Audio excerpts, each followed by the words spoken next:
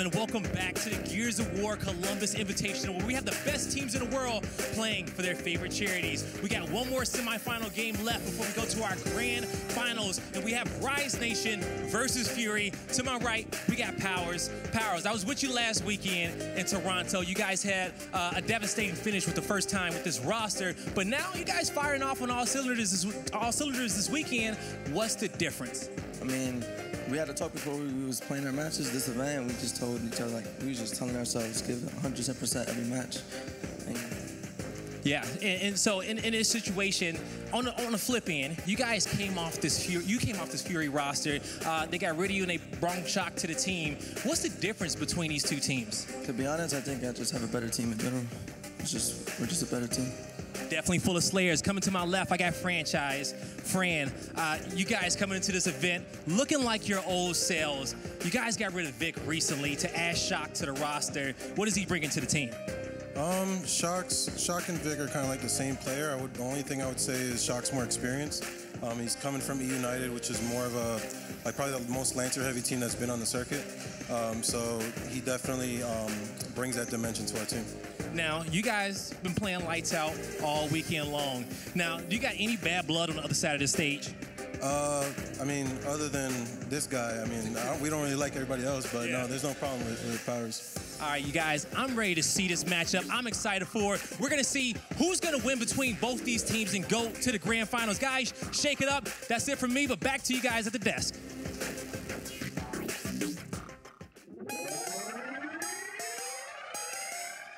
Icy's passion is what really makes him a great player. When he gets angry, that makes him better. Whereas when other players get angry, they might make mistakes that they don't normally make. He just evolves into a different player and gets even better. Icy, to me, is the definition of willpower. I feel like whatever anger he has built up inside of him, he just like takes it and forms it into a weapon and then tries to take that weapon and put it right through his opponent. Just having that that raw energy to like hype up your team and get him excited, like there's just a special factor to that. Icy is definitely a top 10 player in the game.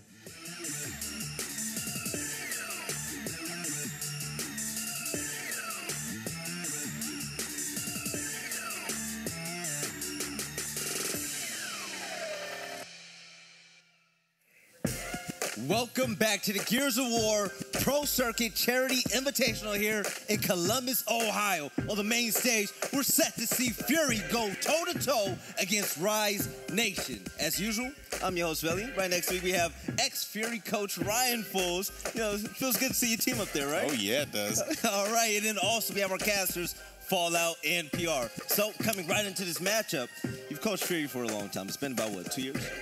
3 years, right? Closer to 3, yeah. 3 years, yeah. Seeing them match up against Rise Nation, what do you think tips Fury's favor in regards to matchups and play style? So Fury has a lot better teamwork than Rise Nation's kind of always been the case. Rise is a very, very skilled team, don't get me wrong. Has, you know, adding Powers too, especially, right? Add kind of the highest skill ceiling in the game. That being said, though, Fury beats teams with teamwork while having incredibly high skilled teams. So I think in this matchup, Rise has played us pretty close in the past with my old teams. That being said, I think this new Fury team is actually stronger than it's been in a really long time. So I actually see Fury taking this a little more convincingly than we've seen in the past. I'd love to ask you, Ryan. You, of course, coach this team. You know them well. In my eyes, this matchup is very similar for Fury as a Fury versus Ghost matchup. Very similar rosters, very similar makeups. How did Fury fare against Ghost Gaming in the past? I think there's a lot of similarities there. Yeah, I mean, at events, it's kind of gone back and forth, right? I think, in the beginning of Season 1, we definitely had their number. Season 2, they've had our number a little more. We did beat them, I think it was at New Orleans, but they did beat us at San Diego. So it's been pretty back and forth in Season 2.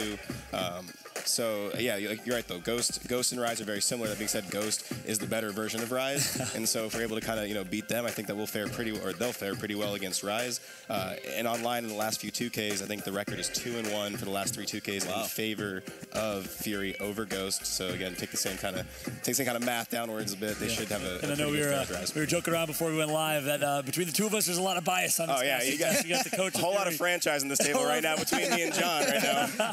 But either way, it's could be a great one. And listen, I got a lot of love for Rise Nation as well, especially the fans out here, and the parents here supporting. Yeah, for me too. I mean, like I said, Jose and I kind of brought Vic into this. Our whole team brought him in, but we really were kind of the two, older guys who really tried to bring him in and kind of teach him what it meant to be a professional, show him how to be kind of a pro player, similar to how we kind of did that with Solars in the beginning. And so for me, just seeing him on that stage as well and seeing him, in the top 4 again, where I think he belongs, is really cool for me as well. Yep. And Fury, they're here playing for a great cause as well, such as the other 11 teams here in Columbus, Ohio. What charity did they pick? They picked the Lupus Foundation of America. This is a bit personal because Franchise from Team Fury, he has a sister-in-law who's had lupus, so this is very dear to him. What is the Lupus Foundation of America? They're an organization dedicated to improving the quality of life for all people affected for lupus through programs of research, education, and support. If you'd like to learn more, make sure you visit lupus.org. Yeah, of course, doing great things for those with lupus. I know I have actually a close friend who's affected as well. It's really great to see. And $100,000 is not a little amount of money. That's a lot of money that could really make a huge impact for a lot of these organizations and nonprofits that really need it. Now, you two, you're biased, so I'm sick of you right now. But on PR, guilty. PR, we love a good upset story, right? I love a good upset story. But you don't look like you believe in Rise Nation. It's just really hard because I've seen 2 different versions of Rise Nation. That one in Saturday that kind of played Optic Gaming, and they looked lost. But the one that showed up against Ghost Gaming, if we see that one here, I can see them pulling out a tiebreaker map and kind of putting it on the fence. Yeah. But right now, my gut is telling me Fury, but I'm not going to sleep on this Rise Nation squad. Give Rise a ton of credit, by the way. They look like a completely new team today in comparison to yesterday and in comparison to just last week, right? I'm not sure what they ate for breakfast. I don't know what kind of routine they got going today, but they look like a brand new team. Huge win over Ghost. So I think this, obviously, I do think Fury's going to win, even all biased aside, right? I just think, generally speaking, they're a better team. Like I said, but speaking of I wouldn't be shocked if Rise won. By any means, man, the way Rise is playing right now, and they're coming off a hot win, right? They're super, super confident, and so a confident team can be scary in this game. That's true. And speaking of breakfast, I know that Icy's mom packed literally zip-bagged food, almonds and apples for every member of Fury. So they're going to be Icy's mom is she's so awesome. I like some apples. If they don't want it, we'll take the apples happily on the pastor's desk. If you can hand deliver us some apples, we'd appreciate it. All right, taking a look at our map bans and picks. Old Town will be the very first map that we're going to start this battle on, but coming up after that, we're going to see Force Blitz. If needed, Slab will be the tiebreaker game. So now it looks like that Rise might not have done their research picking Old Town because Fury really, really likes Old Town. So if I'm Rise, I know they might like it too, but you never want to necessarily pick into the strengths of your opponent. And so I think in this situation, I'm not sure maybe if they didn't do their homework, or maybe they're just that much more confident on Old Town because they beat Ghost on it. But we know Ghost doesn't like Old Town that much, so I don't like that pick personally, but we'll see how it goes. I think they just warmed up, ready to go on Old Town. They just, like you said, they just beat Ghost on it. They already know their game plan. So as long as they stick to their own game plan, they should have the confidence, just like you said, to play the map. And if you're Fury, you're eating that up, though. You're like, you want Old Town first? Like, yeah, let's go. And then they can pick their map. They're a very good Forge Blitz team. All right, Fallout, you ready to go, baby? I'm ready to go, Belly. All right, the winner of this game will face off against Optic Gaming in the grand finals. Fury and Rise Nation, take it away. Thank you so much, Veli Vel, and my man Ryan Fools dropping all sorts of knowledge for his former squad. But let's kick this one off with Detox of Rise Nation.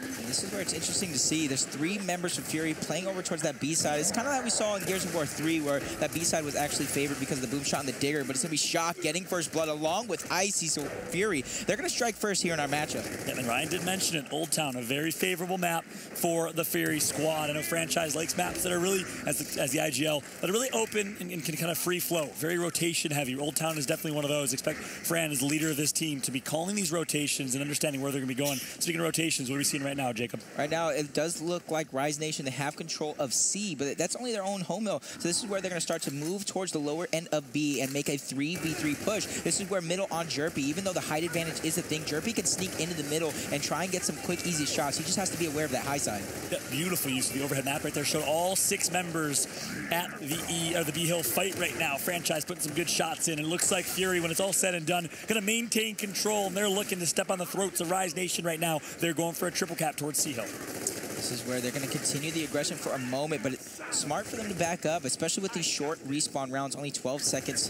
per respawn. They're going to be forced to back up. If you look over there, I do believe that's Detox kind of hiding towards the door, and that's where it's going to allow them to kind of back up. Detox catching Icy out of position. I don't really know what happened right there. It does look like they're on 2 different pages. Yeah. Kenny's taken out as well. I know Franchise called to the team to back out and reset. I know he likes to call that. He's very critical of teams that don't do that, and it looks like Icy thought he could make a play. Try being a playmaker. Sometimes you got to risk it for the biscuit. Not going to pay off right there for Icy. And just like that, it's actually going to be Rise Nation who's going to turn this round around and comes out almost with the 3-cap.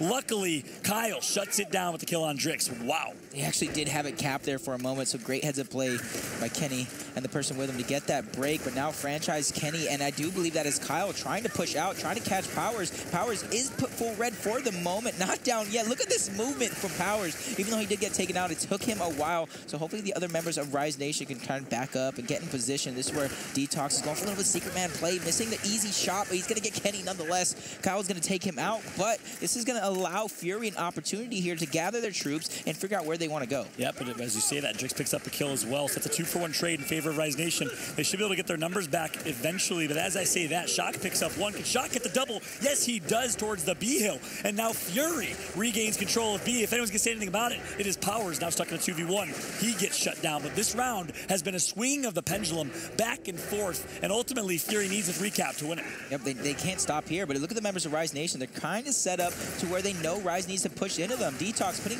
Kenny full red, but Kenny's going to win that exchange, and he can't stop right now. 206, 207, no one's in to get the break of Vexies with that double kill, so they're starting off strong, winning round number 1. And if we go back and talk about this Old Town pick, I know Ryan was saying Fury, this is one of their better maps. They love the map, but on the flip side, Rise Nation, like I said, they just beat Ghost on this map. They have the momentum, and they already have their game plan and adjustments made, and now they just need to play their game, and we saw that in round number 1. Yep, I love it. This Rise Nation squad gassing each other up. Coach Keem in the back, I know you had a chance to coach him when he was a player back on that Ghost Gaming roster, doing a really good job of that. Yep, Keem and Drix, and that's one thing I talked about yesterday, actually. Keem needs to step it up for this team as the coach and direct traffic a little bit, and that's something he actually did. I know I was watching him today, and even later on yesterday, he was actually speaking a little bit more and catching his groove as the coach, and that is really important. Yeah, absolutely critical. I know Rise does take round number 1. We never did predictions, though. Jacob, you did say Fury's going to take it. I know Colin Clark, my man in the back, who's actually supposed to cast this match. This man has so much passion, he lost his voice casting,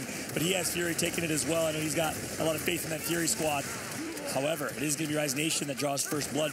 Picks up a kill on Icy. Franchise, though, Old Man Fran alongside Shock. They're going to do it. They're going to turn it around, and they're going to secure the B-Hill.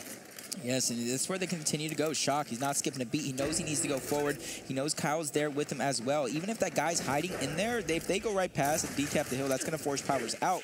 But they're going to actually choose to go and try and take Powers and eliminate him off the map. But Powers, if he has anything to say about it, he's going to go ahead and get my goodness, taking out both Kyle and Shock, and Chirpy on the low side gets a kill as well. Only 3 members versus 5. Rise Nation, they have the advantage here. And then Icy going to turn it around with a kill on Powers, but that was one of the most beautiful 1v2s. I know it was only a 1v2. We see 1v3s and 1v4s, but the way Power hit that reaction shot was beautiful. If we can get that on replay in slow-mo, I would lose my mind. That is textbook reaction shot, using the camera angle to swing his shot wide right to pick up the one shot on that second kill. So well done from Powers. Yep, if you look at the score, though, and the hills, both in favor of Rise Nation. So it's going to be on Fury here to make this push. We already see it going down, both Icy and Fran being the front runners. That's going to be Fran picking up 1, make that 2. Him and Icy are not going to stop. They're going to leave Kenny to cap that hill and decap it, and they're going to push forward because they know once they apply this pressure, anybody that's hiding around the map is going to be forced out. And then here we go. He's going to go ahead and take out Drix. So Franchise, he's keeping it rolling. Shock going for it. Or that was Icy, my bad. Going for a bait. Gets the trade with Jerpy. That's going to allow Franchise to live. If Franchise can stay alive just a little bit longer, he's going to regroup with Kyle. And this could be good for Fury, especially since they got the down and Shock getting another kill. This is their opportunity here to threaten with a triple cap. Powers is going to be down. Drix going in for a last second touch. Meleeed by Kenny. Meleeed again. He does get the reset for a moment and a kill. Jerpy gets one as well. Good job by Jerpy and Drix prolonging the round for just a moment. Jerpy take it out as well, and this is where it's going to come down to if they need to trade the kills. If you're on offense, ladies and gentlemen, you need to trade these kills. If you're on defense, you don't want to trade them as much. Powers, he's going to be the next one to get this touch, but Kyle, another huge double kill, is going to secure that round for Fury and tie it up 1-1. Look at that, critical. Kyle in a 1v2, making a 1v3. Can he get the fourth? Kyle, he does it. Single-handedly secures the round for Fury. He's not done yet. He's going to pick up the 5th. 5 straight kills, a pentakill for Kyle. And it looks like it's going to make a 6th kill as well, as he's just tallying him up at this point. Oh my God, I thought this round was going to be over a lot quicker. Kyle is going to be the guy. He's just a brick wall right now. He's just not stopping. That's like 6, 7 kills. He's not done yet. He went from 8 to 13 kills in the blink of an eye. Putting some support in for Detox as well, and that's not going to matter as the round's going to be over. But Critical Kyle defending an army of ants just burrowing through a hole right there. Kill after kill for Kyle already with 13. You see him on screen right there, repping the Sooners. Wow, look at Kyle. Calm, collected. I know Hope Anna, his girlfriend's at home smiling right now.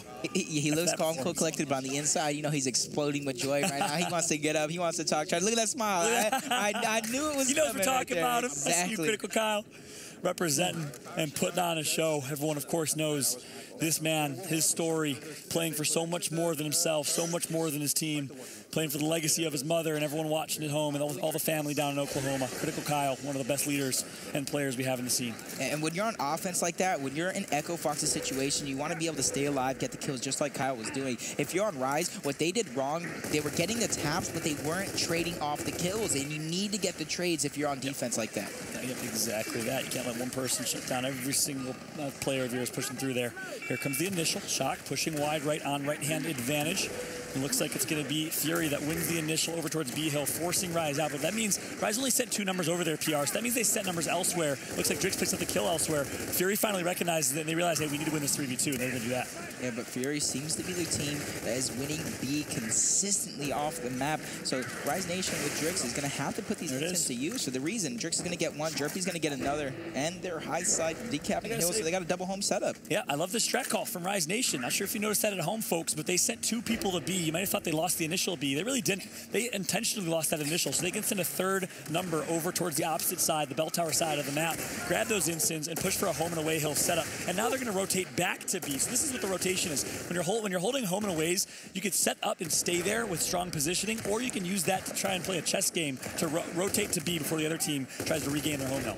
Kyle's down on the other side, and if I know Vex, he's going to at least try for the kill, but Kenny's going to shut him down there. It's a great play by Kenny playing gatekeeper on that kill, and they do have an advantage for a moment. They're going to gain the lead as well, so they have 1 and 2 decisions here. Are they going to push forward and get some sort of advanced setup, or are they just going to sit where they're at, wait for Rise to go to them? Because right now they have the good position, they have high ground, they have everything they need. Yep, exactly. Fury's going to hold that setup. Rise, on the other hand, was actually just waiting for Vexies to spawn up. You might have been wondering, why are they just standing there? The reason is Vexies is down, nobody's going to fight a 4v5. They're going to wait for Vexies to get back. That's him right there. This is beautiful camera work. We're going to jump right on board with the Vexies. But they don't like the B-Hill push for some reason. They know that Fury has high side advantage, which is a slight elevation advantage in this map. So they're going to rotate the Vexies through the middle and use that middle angle as a chance to cross towards B-Hill. And this is very interesting. Instants are about to be up in roughly like 2 seconds. I'm pretty sure that might be Keen calling out. They need to get positioned in the middle. Vexies going down at the wrong time because, you know, when you go down, you allow for the other team to get position on these instants, but it's going to look like 2 members of Echo Fox are going to fall. Kenny actually getting revived, so make that one.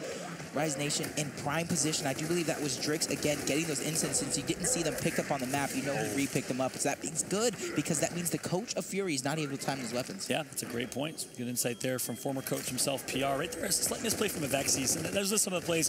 Yes, he's flashy. He's really exciting to watch. But some of the mistakes he makes, pushing by himself into that fight. Of course, he could have gotten that one shot on franchise and could have made a big play. But high risk, high reward is definitely a type of definition for a player like a Vexies. Such a fun player to watch. I like what Drix is doing here. Look at this. He's taking his time. He's making sure he knows he doesn't have to go in. If you look at the score of Fury, they're all falling right now. Even though B is being decapped, the only person getting points right now is going to be Rise Nation. They're going to go ahead and 2v1 Shock. Triple cap opportunity coming out for Rise Nation. But as I say that, they're going to go ahead and spawn up on the side of Fury and try and get these last second touches. But if you look at the score, Rise Nation is running away from it. So even if they get this cap, they need to go forward and do more.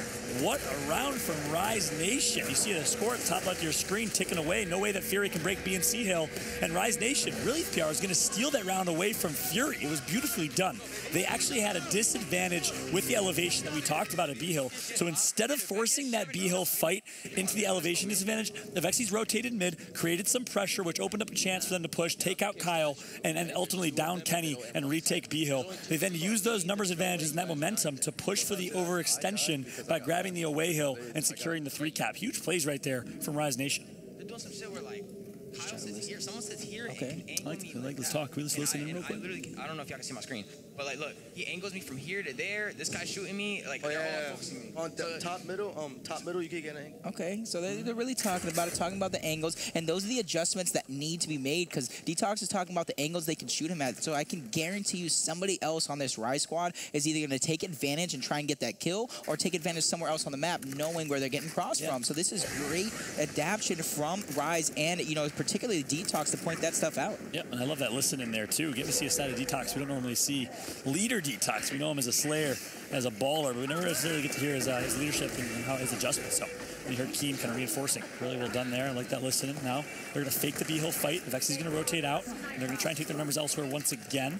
Jerpy takes out Kenny. 4 versus 4 situation. Big 1 versus 1. It's Drix, who was the hero of their last match. He's going to come out on top with some support from the middle of the map on Kyle.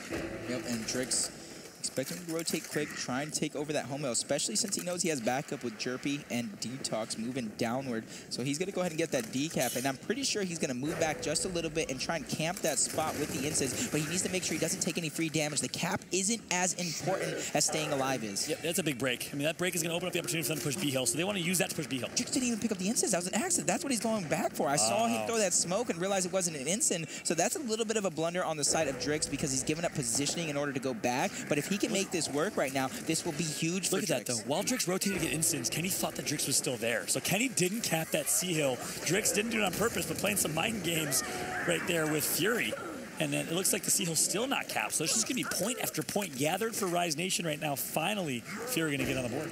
Yep, and Icy, I do believe he picked up that M-Bar. He hasn't been able to put it to use yet, but with 2 hills in favor of Rise Nation, I want to see him kind of bait out his teammates. You know they're going to need to make the push. I do believe Icy's over towards B side of the map. He needs to be able to bait it out. Even if you hit a body shot, or particularly if you just hit any person with the M-Bar, it's going to be able to lead to a push and possible kill. Oh, look at this angle from Icy. He's not going to connect. One of the strongest marksmen that we have in the Gears Esports Pro circuit. Everyone knows what he can do with Sniper. And M-Bar in his hands, and Icy going to barely miss that headshot right there, but he's going to use that M-Bar to keep heads down and use that to push B-Hill. I think it's interesting. This is the exact scenario Rise Nation was in last round. Rather than rotating the mid, they're actually sending 3 bodies towards B. Let's see if it works out.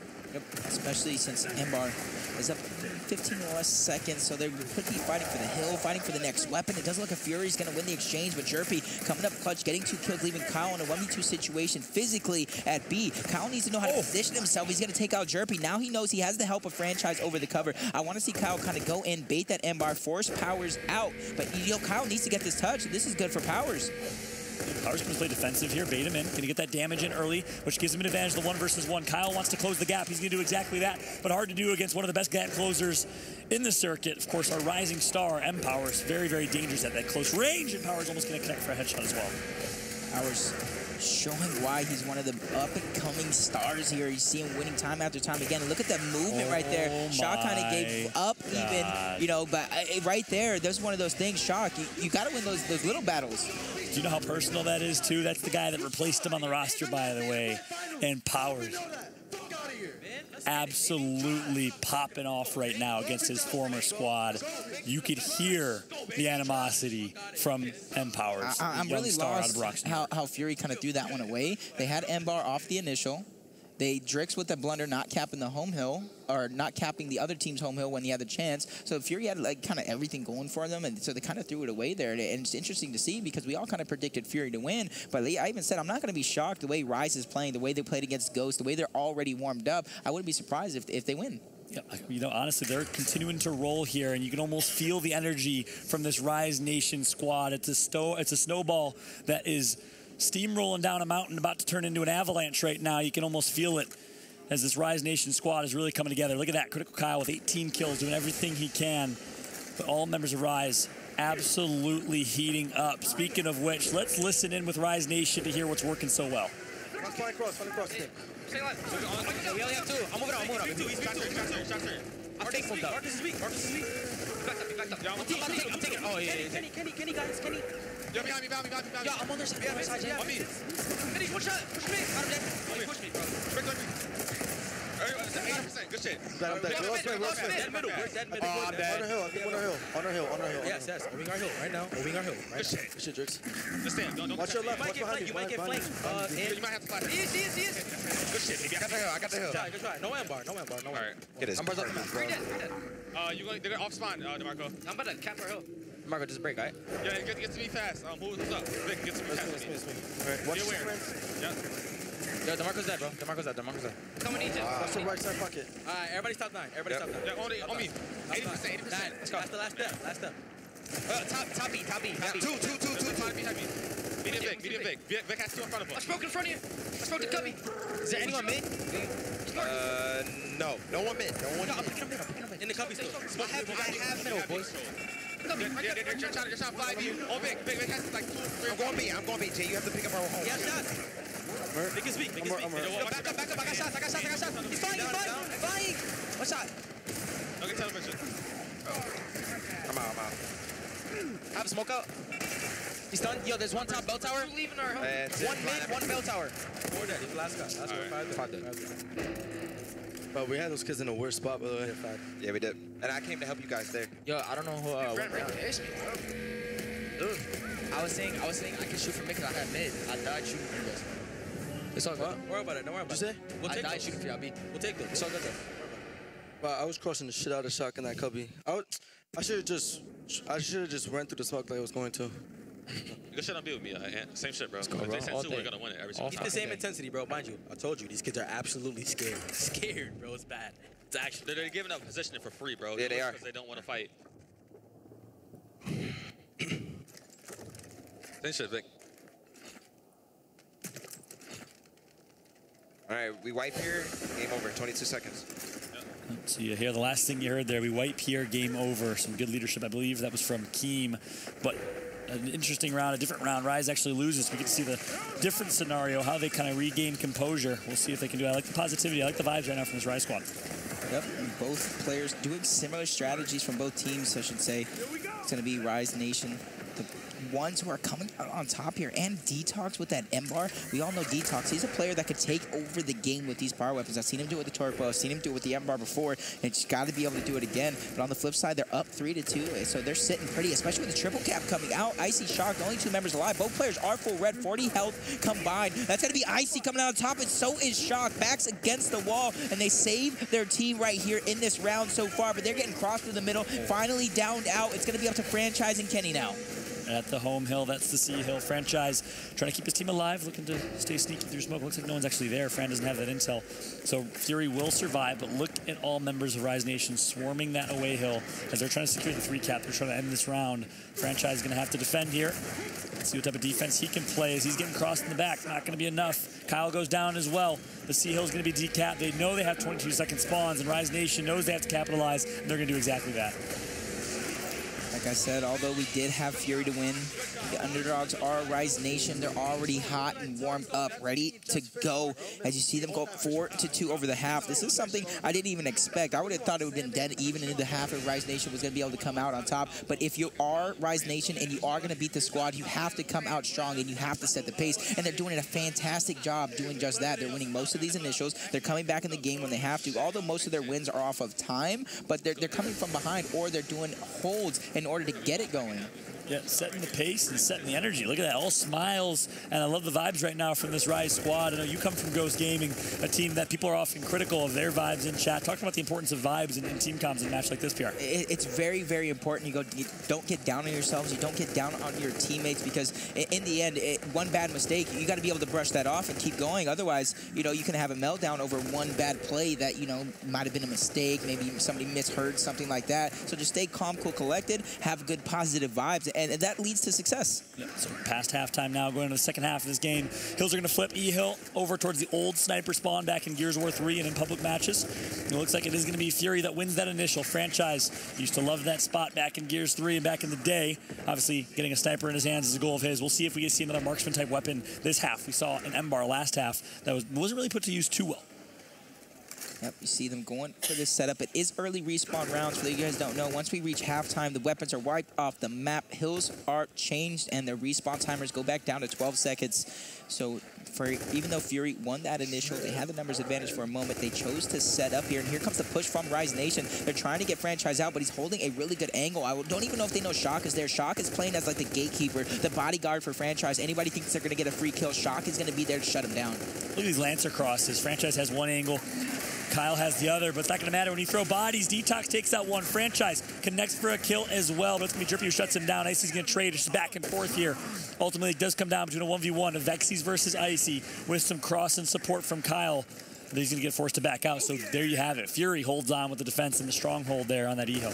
I would like to see Shock stay there with his shotgun. Like I said, he's kind of the bodyguard for Franchise, but look at this cross, downing out of Vexies along with Icy there, so they're doing a good job of holding on, even though it did look like Rise was kind of make a good push right there, so it's up to Rise Nation again to make some sort of rotation, some sort of push, and you see somebody over on the B side already hiding. They probably know they're there staring at each other through the walls. It's a common spot, so it's all about who else rotates towards that area. That's when you're going to call the push. If we can go back to the overhead map for a second, looking at the back street up top, you see that 1 versus 1 fight, just a complete stalemate, and that's really how you see it being played at that D-Hill. Because you're able to hold high side and elevation, you really can't push that. It's really difficult to do even with the smoke grenade. That's just a quick note about Old Town now. That's why the only push really is towards that E-Hill for Rise Nation. That's why you see them keep trying to force that E-Hill fight on the side of the map. You see E is important right now. Fury doing a good job holding. Franchise is getting flanked for a moment. He's going to turn around, fight that against Detox, and come out on top. I think with that victory right there, they know for sure they're going to come out on top. So Fury winning their next round. That's 3 on the board, but they still trail by 1 round. But when it's 4-3 like this, I think this very next round is crucial. You don't want to trail 5-3, even though we have seen comebacks. Rise Nation already did it once to Ghost Gaming, so another opportunity for Fury to do just that. You see the Ghost Gaming squad coach Demo Bounce making his first appearance and his debut as a coach. I love the role he's playing for this squad. He's really just trying to get them hyped as much as possible. Everyone knows Demo. I'm looking at Ryan to my left, smile, sadness with a sad face. I love you, Ryan. But Coach Demo Bounce fitting his role well and really trying to fit a role of energy for that team. Everyone knows they're an emotional squad, that Fury roster. They're very talented, but Demo really fitting a strong role, kind of keeping high vibes and high energy. Yep, and he has that experience. He has the chemistry. He's teamed with every one of these people one time or another. Maybe not all together. We're going to have a nice fight. 3v3 going down over towards this E-Hill, similar to Gears of War 3, but Detox is going to strike first, getting 2 kills for himself and Rise Nation. Kenny trying to do what he can, taking out Detox. Icy is going to take out a Vexies. That leaves Powers 1v2. He gets the trade with Icy, so Kenny, he's going to be the last member alive for Fury on E. He's going to get that cap, but it's going to be up to Jerpy to try and contest it. Look at this, Jerpy. Kenny doesn't know he's there yet. Finally, Kenny gets spotted. Hits him with a nice back A. That's a nice shot where you're actually protected by cover and can hit a very strong left trigger shot. Jerpy going to back out and reset. He gets down, but he'll be able to tap back up. Let's see if Fury tries to capitalize. I don't think so. Especially, again, with the elevation advantage that Rise has. A good job by Fury taking control and winning that E-Hill fight thanks to a nice double kill from Icy. Yep, and this is where Fury tends to set up. It's going to be up to Rise Nation to make this push. And as long as Fury's able to dodge these nades correctly, the smokes not get stunned and use their angles, Rise Nation's going to be forced to push in. One member's already going down. Jerpy going for that revive. He's going to get it out of Vexies. He's usually going to be the guy that goes in and gets that first kill on Kenny. He's not going to stop just yet, so he's going to fall. So it's even up here 2-2 here. But Jerpy and Detox, they were able to set up and get in position to try and retake E when the time comes. Meanwhile, Shock and Powers trade kills. You saw at the bottom left of your screen. So that was probably in the 1 versus 1 fight. Jerpy versus Kyle. Kyle with right-handed advantage. Kyle's going to miss the shot on the roll there. Jerpy's still alive. He can make a tear here. Right behind Icy. And Icy, with the Lancer out, going to get caught with his pants down just a bit. Jerpy just trying to wreak havoc over here. And this is where it's up to Rise Nation. Rise Nation are going to try and do what they've been doing all game and try and out-rotate Fury. Jerpy is full red. His teammate next to him is going to fall. He's trying to do what he can. He's going to take out Shock. Goes for a double kill. That's already 2 for Jerpy. Make that 3 as he takes out Icy. And I've already seen Jerpy go off against Ghost Gaming, and he's doing it again against Fury. Right there, Icy, I didn't know that person was full red, but kept his shotgun out. If Icy takes out his pistol, rather than head downing with a shotgun into that fight, he's doing so much more damage for his team. Instead, he gets taken out by a Lancer. And just like that, Rise Nation turns it around. 3-cap domination looming. Kenny's not going to get the break, and Rise going to steal that one. So 5 5-3. Rise Nation up over Fury. And this is where it's very, very interesting to see because, like I said, you don't want to go down 5-3. We have seen comebacks. It's possible to make comebacks. But when you trail in that extra round, when you could have easily tied it up, that's got to do something to most of these people. You know, you're back up against the wall, even though it's not over just yet. Still have to lose 2 more rounds. But going into this one, Fury, they're going to have to step it up if they have anything to say. 20 and 25 for Franchise and Icy. Kyle has slowed down since that round number 3, 13 kills in performance, but still great stat line of 19 and 11 with a double-double, as he likes to call it. Yep. I know takes after Russell Westbrook a little bit. Oklahoma Thunder double-doubles. Yep. Trying to take over the game for his team. That's going to be Icy. Once again, getting first blood on Detox, and that's going to be a trade between Powers and Fran Shock. He's going to be the one with his drop shot. And this is going to be very important how he gets out alive with it. You see, he's going to be escorted out, and the rotation from Rise Nation is going to come out.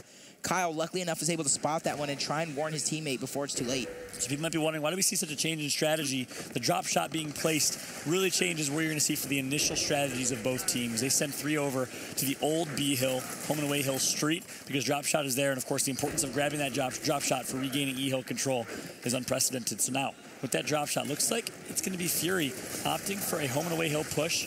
There's one drop, not going to connect just yet. Maybe thrown away right there. Was that drop? Does he want it? No. Decides to hold on to his last one.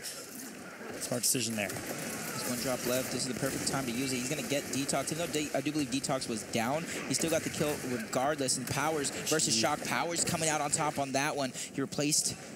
Oh my God, that's a triple kill. Off-screen Powers. He's going huge in this matchup. And this is where Kenny, back up against the wall, he's going to go ahead and retreat out of there. He does know there's no reason for him to be there anymore. He needs to go ahead and set up a defense. He gets a good shot on Powers. Not able to clean it up just yet. Kenny going down as well to make that 4 straight kills by Powers. Wow. It looks like Rise Nation is being the aggressors here, going for a triple cap opportunity. They're going to force Fury out. As long as he stays in the hill with that meat shield, you know they have to touch the hill, which will give you an easy shot. I want to see Powers get in the hill with it.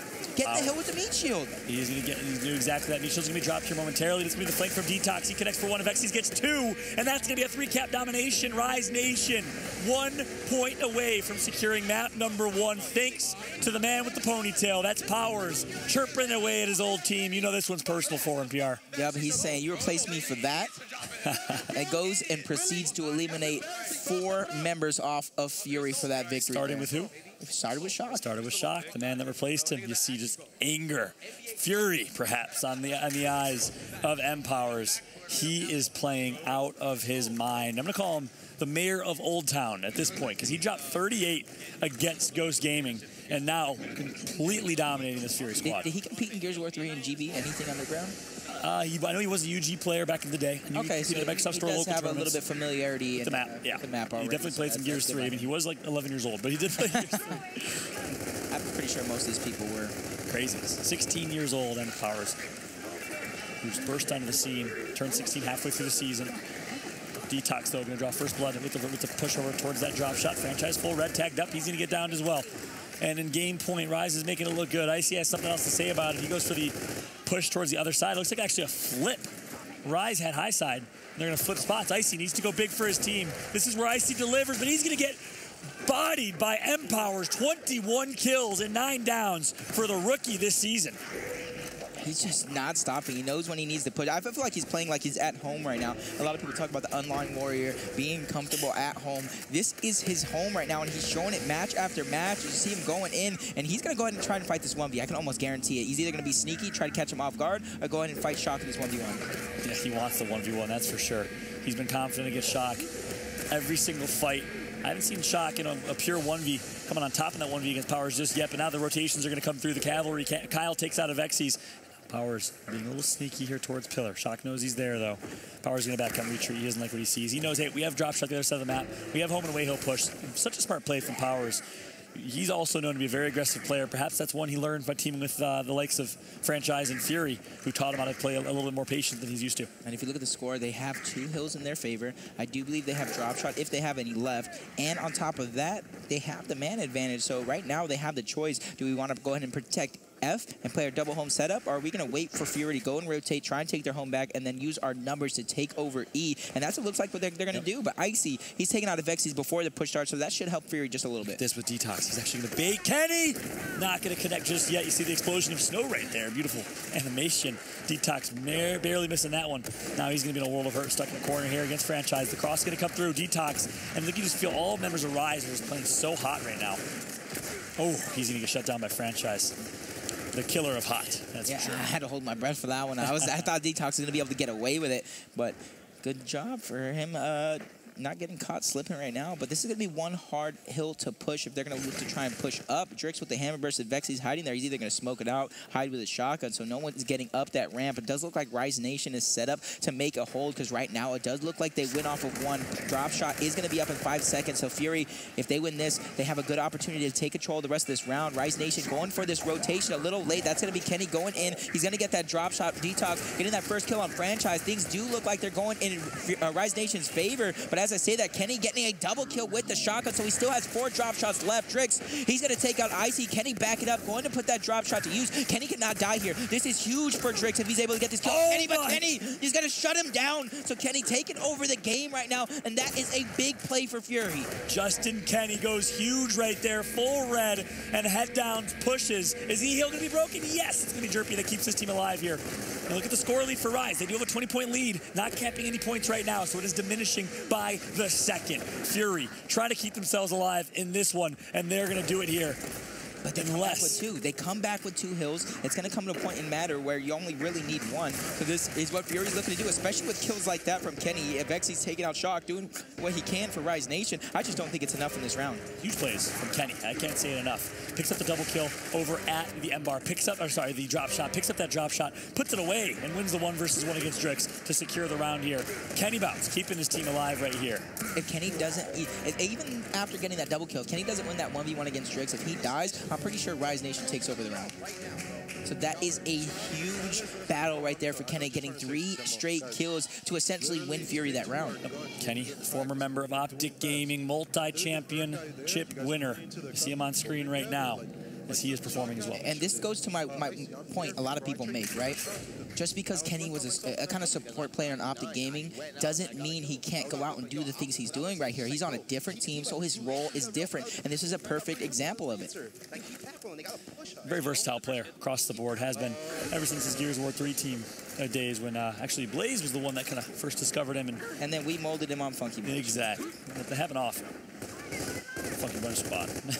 we mold champions. We mold champions. Everybody's successful if you join Funky Bunch. Are responsible for Kenny's success. Clearly. Totally. Icy. Picks up that drop shot. Jerpy with a frag grenade kill off Shock. That's going to be a double, and 2 picked up actually. Franchise going to neutralize 3 versus 3 when the dust settles here. Drop shot, sorry, in the hands of Fury. Powers going to get tagged up as well from the far.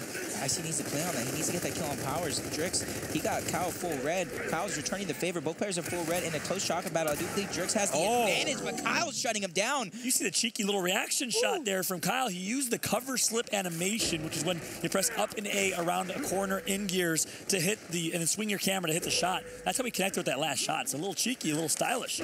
Kyle, nice job there. That was a big 1 versus 1, really, and that was for home control. And those are the type of things you need to incorporate into your gameplay, or at least know how to do when the situation arises, because you need to have all the, what am I going to call, all the moves in your book. Reaction shots, up A's, back A's. If you're missing one of these things, you're missing a crucial part of your gameplay. All the tools in the tool shed, that's for sure. You never know which one you're going to need. Whether it's a wrench or a hammer, you got to have all of them. I know Kyle's a very versatile player who definitely does. Shock and Co. pushing up towards that E-Hill.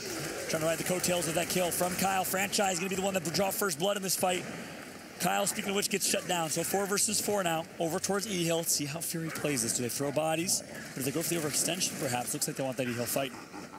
Both of these teams need to be careful. In about 35 seconds, both the power weapons are going to be up, and they're on the other side of the map. Franchise getting 1. He's going to be bouncing around. He's going to get taken out. Icy doing what he can on the flip side. Is he going to be able to survive? And he's going to get taken out as well. That's actually going to be Kenny, and there it goes, the wipe from Fury. Kyle, last one alive, especially since drop shot is up. Rise Nation has the option of what they want to do. Do they want to go ahead and push for the triple cap? Maybe wait for the drop shot? I think they're going to do both. Looks like Tarzan actually just bypassed that smoke grenade. Kyle shuts him down.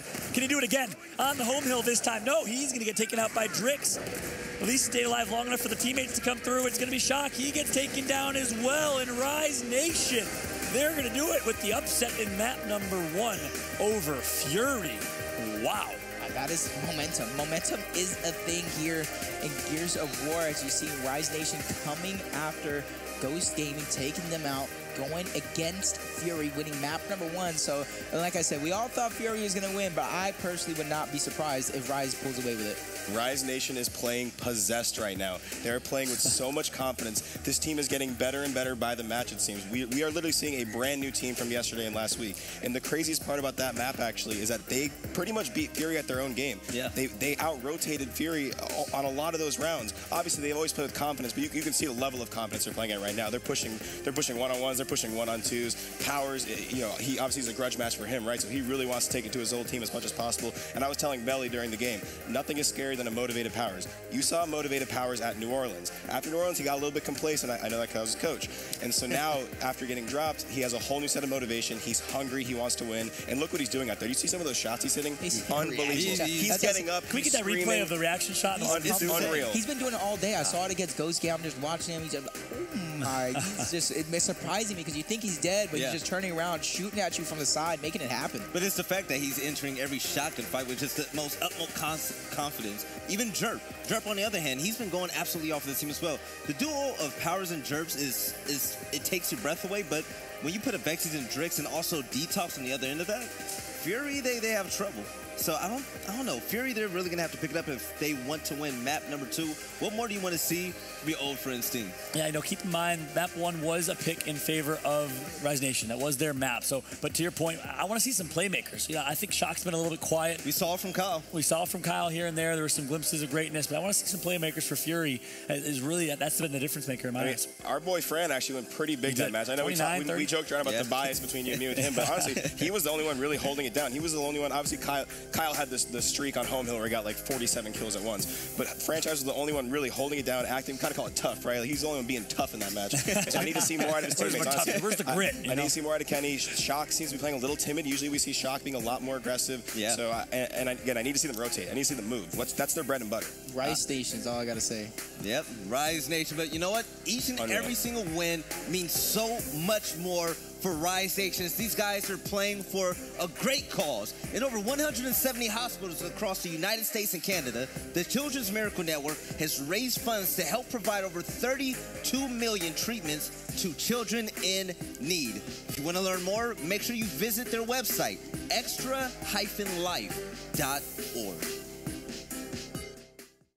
Just my family, to be honest. I kind of don't play for myself. It's more of like I do it for them. My son, he was born December 24th on Christmas Eve, actually. And basically, ever since that day, I think life kind of changed from there on out. I feel like I became more motivated and stuff like that. And every day I look at him, like, motivates me to do better. If I fail, I'm letting him down. So I go into every game, take it very seriously. I take practice seriously, and all for him.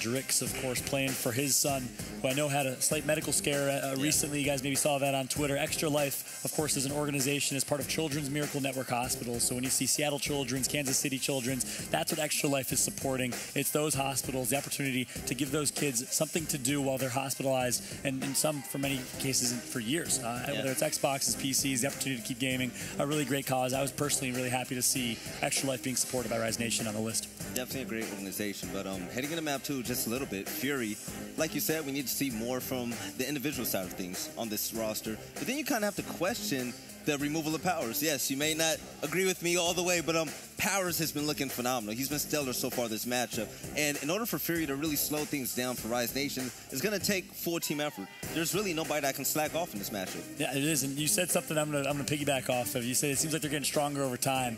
Powers gaining more power. He's consuming people, it feels like. Every kill he gets, he's getting stronger. And you feel that for this Rise Nation squad. The way you shut that down, you blow out the fire. You really got to come out strong in map number 2 with a good first round. And you got to fight that fire with even greater fire of your own. Yeah, I mean, I questioned their map pick prior to that, saying, why would you pick Old Town? That's a map that Fury really likes. Apparently they like it a lot more because they came out absolutely swinging. Now, what I will say is Fury picked Forge Blitz for a reason. It's a team that loves that map a lot. They're dating back to the old Forge. Our old Envy team used to love the old Forge, right? So it's a map they feel strong on. Honestly, the ball's in their court at this point. You're playing your map. The team that you feel you're better than, a team that you have some bad blood with, you have some motivation against. So, I mean, this is a single elimination tournament. You lose this, you're out. Sure. And I want to ask you, Ryan. I know you, of course, you've been in this situation before. You guys have lost game one. Plenty of times. Everyone knows. I know from playing with franchise for many years. He's a very emotional leader. It's a very emotional squad. What's the psyche like of this team, and how are they trying to bounce back in map 2? Yeah, so this team is very composed, right? They have a leader like franchise who's very mature. Has been doing this for a long time. You know, can't really get phased too easily. And you have guys like Icy, Kenny, champions, right? Guys who have been down as much as you can be down and come back from the ashes to win, right? So, knowing these guys, they're of course annoyed. No one likes to lose a map, right? Especially the first one, but they're not going to be phased by it. This is not going to affect them. If anything, it might motivate them a little more for map 2. So I think they have to put all the cards out on the table and make sure that they force a game 3. All right, with the championship game in arm's reach for Rise Nation, all they have to do is put the game to bed right here, right now against Fury. It's do or die time. Fury and Rise Nation, casters, take it away. Thank you so much, Valiant. What map it's going to be? Forge Blitz, the map that Rise played against Ghost moments ago. So yes, a strong Fury map indeed. I want to keep an eye on the 1-versus-1 fight. I believe it's either Powers or Drix that plays that spot. Of course, it is going to be Kenny now playing that spot instead of Powers versus Drix. Powers, speaking of which, draws first blood of his old teammate. Powers is actually up top with Jerp. I know Belly actually pointed this out. These two guys are becoming the slaying duo for Rise Nation, and they're already starting off strong. Drix even winning his 1v1. Rise Nation not skipping a beat from Old Town. Smoke Grenade going to come out here. Franchise off the spawn. Getting some good shots into Drix. And Drix is going to hit with the up A shot. Connects with the kill on Franchise when he was full red.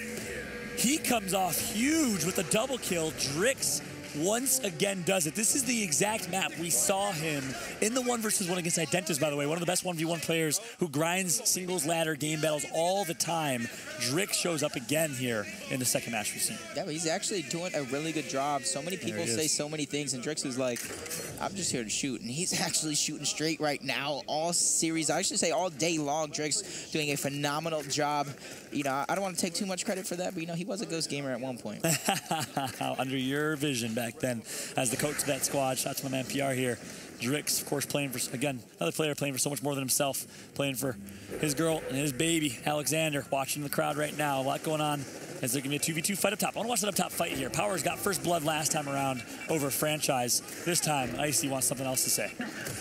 Being forced to the side right now. They do get to mark. This is a real big battle. Both players are actually marked, trading shots back and forth, but they do a little bit of bait and switch, but Icy does not care. He's going to get one, bouncing around, going for a second one, taken out by Powers. Powers, he's actually going to keep it going. Detox across the map, or I should say in the middle. They're going to go ahead and get a double kill. That's going to leave Franchise all by his lonesome up top, and Kenny across the map towards those home hills. So this is a good separation. Kenny, he's going to take out Drix, so that's going to prolong the fight. Triple cap opportunity coming out for Rise Nation. Powers doing that up A we were just talking about. So this is backs up against the wall. Fury, they need to gather themselves right now, or it's going to be too late. You said consuming people and getting stronger over time. He looked like a Super Saiyan right there with his movement. Quick teleportation from Powers.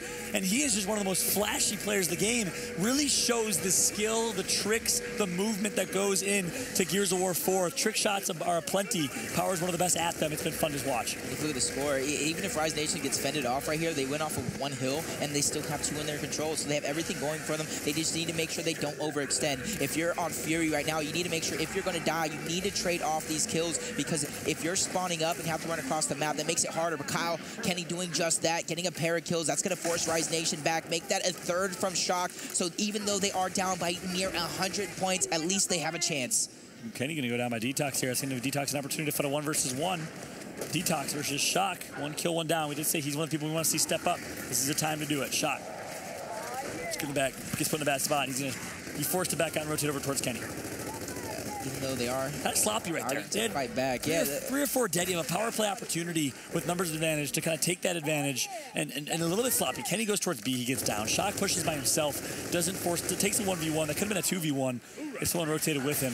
And now they're just getting picked off one by one. They're not giving each other an opportunity to spawn up. And if you're on Fury, you need to be able to slow this game down right now, because you're playing at Rise Nation's pace, and they're capitalizing every second of the match. They're already leading 1-0, 175 and counting. They're just doing what they need to do to win. win. And it looks like it's working for them right now. As you see, Icy taken out by Powers again. Shock doing what he can to get into this fight. Kyle's on his ground, but Shock getting a double kill. It's still not enough. Someone needs to break B. Can they get over there on time? 207 is the magic number because it takes 3 seconds to break that hill. So they will get there on time. Detox, though, trying to shut it down. Drick's going to pick up one as well. B-Hill broken, but you wonder if it's not long enough as that A-Hill fight is being fended off by one member. Detox can get shut down by Franchise. Franchise needs to rotate to A immediately to support the cavalry here. Icy wins the 1v against Drix. And it's going to be Shock, the last one alive, over towards A. Powers there as well. 3 versus 2. They do have numbers thanks to the Franchise rotation. But not for long. It's going to be a Vexies who picks up a triple kill. And Rise Nation will close this one out. Vexies time and time again making things happen for his team. Kyle Kenny getting 2 kills at the end. That meant absolutely nothing because Vexies triple kill fended off the onslaught from Fury, allowed them to fight back. Right now, if you're Fury, I think you got to start being a little bit scared and starting to think about what you're going to do. You can't just say it's okay anymore because it's not. Hear a little bit of team talk here. They're talking about the reaction shots. They're talking about the plays and the clips that they're producing, the montage that this Rise Nation squad is making. It really does feel like a montage when you watch this team. They are so fancy with their gameplay. It is fun to watch. Powers is really putting on a lesson video on how to trick shot in Gears of War, really.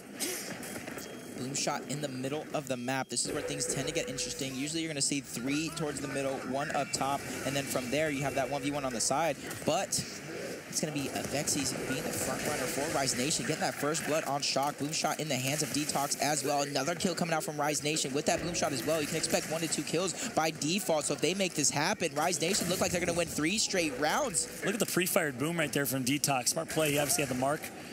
Pre-fire boom connects for a kill. Franchise gets taken out as well, and it's really just all Rise Nation. I think the score last game really showed the score difference was basically the momentum difference between these two teams right now. All momentum in Rise's hands.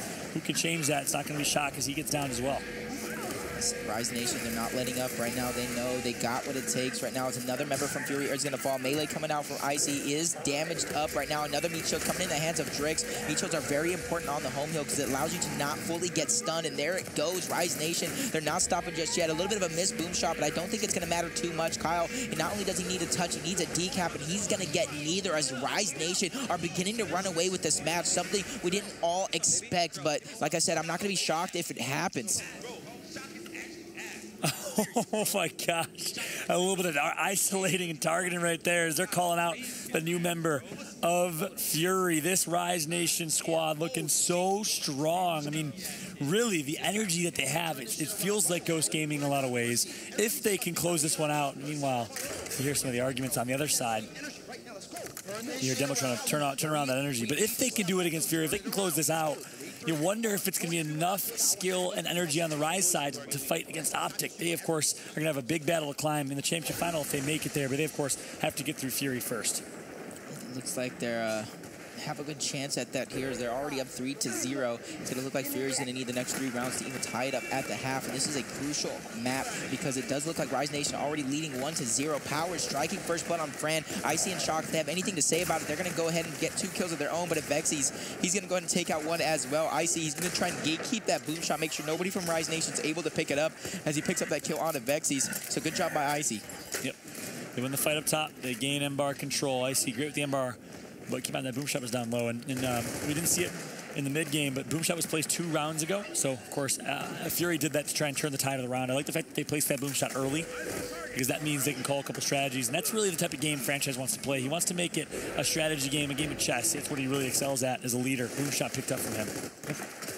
Ooh. Shot coming out on the Y. I usually criticize him for these booms that he shoots out, but that was actually, like you said, that was a really smart boom right there, getting the wall behind him and getting the splash damage for the kill. He has 1 more boom in his hands with his teammates winning across the map. That's going to be 3 members of Rise Nation dead. Fury threatening with a triple cap for just a moment. B looks like it was decap. Franchise going to win that one. It's all up to Powers to keep this going. He gets 1 touch. He does need another one. I know Detox is coming out of spawn. Maybe he's trying on his teammate to get that touch. They're going to reset it for a moment. Rise Nation needs to start getting these trades. because if they don't, it's going to be a Fury round. Detox able to get one. Is it going to be enough? Power's taking out Jerpy. Is the next one up, trying to get that kill, and he's going to get taken out as well. Excuse me, that was Drix. Vexy's Jerp. They're going to go ahead and cycle it again. And Vexy's getting one on his home mill, and revive out Jerpy. He's going to get taken out. It's all up to a Vexy's. He's taken out next. Fury finally showing some life here on the board, but that was a hard-fought battle. Even by the side of Rise Nation, they're just not going down without a fight. Exactly, and that is the tenacity that you need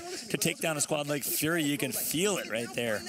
Purely tenacious from Avexis as he actually took out one. Quick revive came through from Jerpy, showing their teamwork as well, but Fury does a phenomenal job that round. It was actually a mid-round transition, rotation, and strategy. Franchise off of spawn, actually off the up top fight, rotated down low, grabbed that boom shot, used that boom shot to secure the 3-cap domination. So well played right there from Fury. I just need to see them do it consistently, because Rise Nation, I've seen a pretty consistent Rise Nation here on our championship Sunday, even match prior, and they're showing they're here to play here when it matters most. We always talk about playing on Saturday, how good you play doesn't matter. It's all about Sunday, and Rise Nation are playing amazing here on our Sunday as once again Avexis drawing first blood, and that's been the story of this map. Someone on Rise Nation is usually the one to get first blood. Here it is. Icy. Grab the M-bar, rotated low side, missed that opportunity. Now 5-on-4 advantage for Rise. Icy gets downed as well. That's just costly with the M-bar out as well. And then guess who has it? It's going to be Jerpy, a.k.a. Robin Hood from the last match. You saw him with the torque bow doing great things. We know what he can do with the sniper. We know what he can do with the M-bar and boom shot in hands of Rise. You got to think this is going to be a Rise Nation round. It does look like Fury's beginning to crumble here after they took out Reciprocity in round 1. Going up against here Rise Nation, nobody really thought they'd be here too much. Everyone kind of thought Ghost Gaming was going to win that one, so they're shutting everyone up today as another triple cap opportunity coming out for Rise Nation. 1 second touch there. Shock should be able to get a touch and prolong it just a little bit, but they need to get the trades. I always stress on that. If you're in this situation, you need to start getting these trades. Getting a break's not going to do anything for you if you're not getting any kills. Power's just trolling right now in their spawn with his pistol out. My goodness. Powers. What a performance from him. Actually disappointing. I will say, you know, personally in my career, and I don't know if you've been there before, PR, I've been there. I've been dropped by a team and actually played against that team in the next event and beat them maybe 3 or 4 times in my career, and it's a good feeling, that's for sure. You play with a different level of fuel at an event, and but passion. I've been there before. Online. Yeah. Way actually getting dropped by VXE before, like right before Haifa Station. You know, I able to come back through the qualifier, I think season 2, 12-0. An execution. Best feeling in the world, isn't it? It really is. Yeah, I mean, because you really do play with a different level of motivation. Yeah, it's something else. So not only he's playing for charity, he's playing to obviously beat there and go to beat Optic in the finals. He's going to try that. And then he's playing his former team. Powers has all the motivation you need for something like this to happen. And this tournament's really cool because not only is it Fury versus Rise Nation to play Optic, it's the Lupus Foundation versus Extra Life to play against the Breast Cancer Foundation in the finals. You're really representing a charity. These charities are fighting against each other in the same way for that piece of the pot, which is really, really great. Powers picks up first blood in this one. 5-on-4, numbers advantage. Keep in mind, this is round number 6. So the Hills, that last round of the half, the Hills are not reset just yet, but it will be 22-second respawn timers. Torque bow is going to be picked up by Kenny.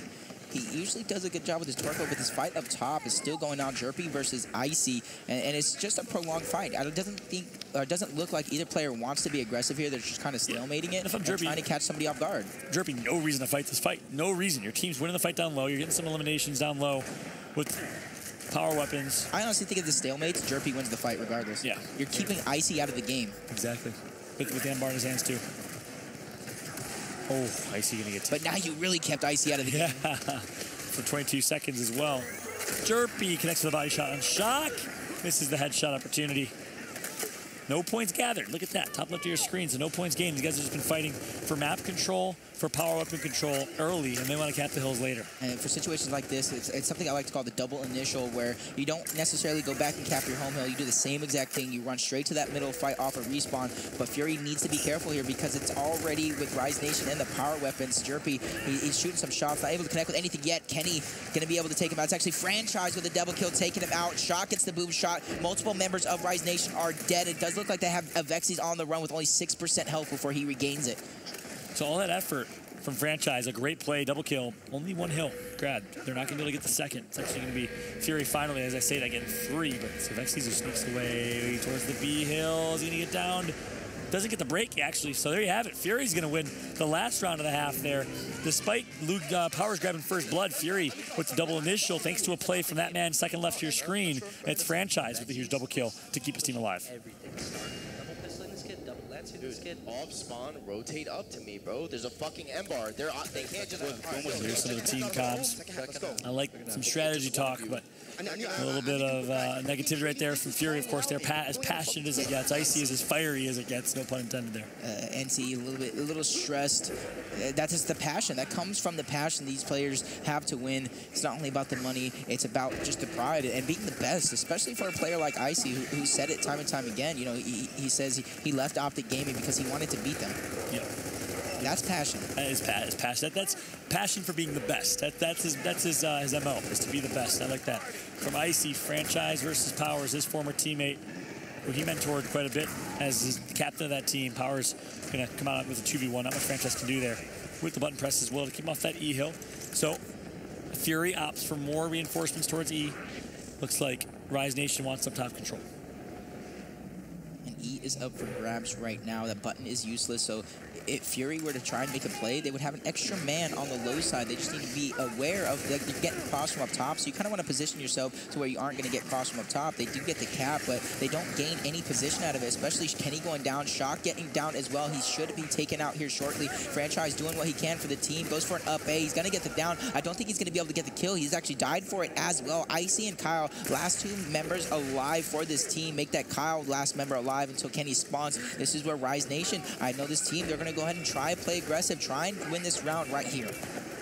Yeah, they are going to step on the gas pedal right now. D-Hill broken. Looks like all members of Fury will spawn up. As I say, a Shock gets taken out again. So 4 on 5 for Fury. They're going to need to trade some kills out. Like you said, Franchise is going to start the rally. He takes out one. That's a Vexies. Franchise in a big 1v. He gets taken out by Detox. It's a big double kill by Detox, and that's been the story of the game. This Detox guy, you know, him and Powers, even Jerp, they're all stepping up their game when it matters most. You see 4-2 into the half right now as Detox in another 1v1 situation against Kenny. Kenny's going to be able to take him out for a second, but Triple Cap going to be coming out. No one's able to get the touch. That's 5-2. Rise Nation winning, and you hear him. Powers has Fran on swords. He's letting him know. He said, basically saying, you know, you guys need me. Yeah, man, for those new viewers who maybe don't know what that means, to have someone on swords is a little bit of an embarrassment, a little bit of an opportunity to get in someone's head. That means you got 5 straight kills against that player without dying to that player. So 5 straight times Powers has killed Franchise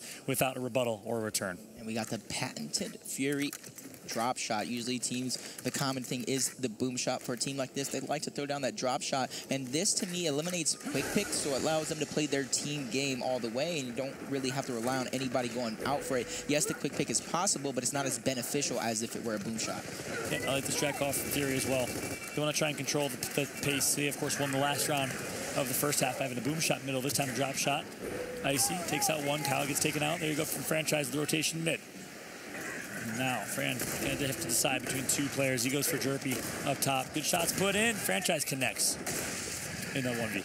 And Drix is going to go ahead and take out Kenny. Franchise doing what he can, but Powers look too powerful there for a second. Ooh. Franchise getting a nice chug. That's going to be Icy picking up that drop shot. And this is where the rotations are going to be big for this Fury squad. They have the numbers right now. They have the power weapon. They need to rotate similar to how Rise Nation is doing it. And they either that or they need to have a setup. But the problem is Fury right now, their setups aren't being held. It's easy for Rise Nation to break. They're always catching somebody off guard before they're able to actually get into a setup.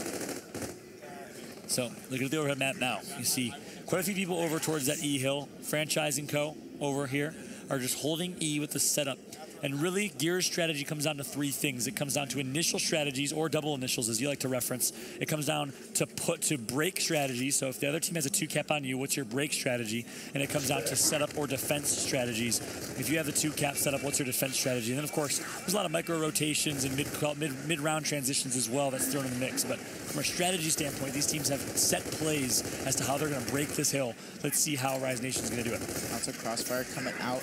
Oh! Drop in the corner. That's going to be Powers taken out. And if you're going to take out anybody to start a push, it's going to be Powers right now. And they need, in my opinion, use that kill to get more kills, but it just looked like they're going to go ahead and use the defense strategy you kind of talked about. Even though they got that kill, they don't want to move too much. They don't want to be caught by anybody hiding around a corner. You see Avexi's in their top side, somebody in the middle. This is very interesting by Echo Fox. Yeah, to me, I don't necessarily agree with it, especially the way Rise Nation is playing, because you're going to have to do it again and possibly one more time. And that's one thing that has always been kind of a double-edged sword for this Fury roster. We'd love to maybe get Ryan's thoughts after the match, but one of their best things about them is that they are one of the smartest, best setup teams.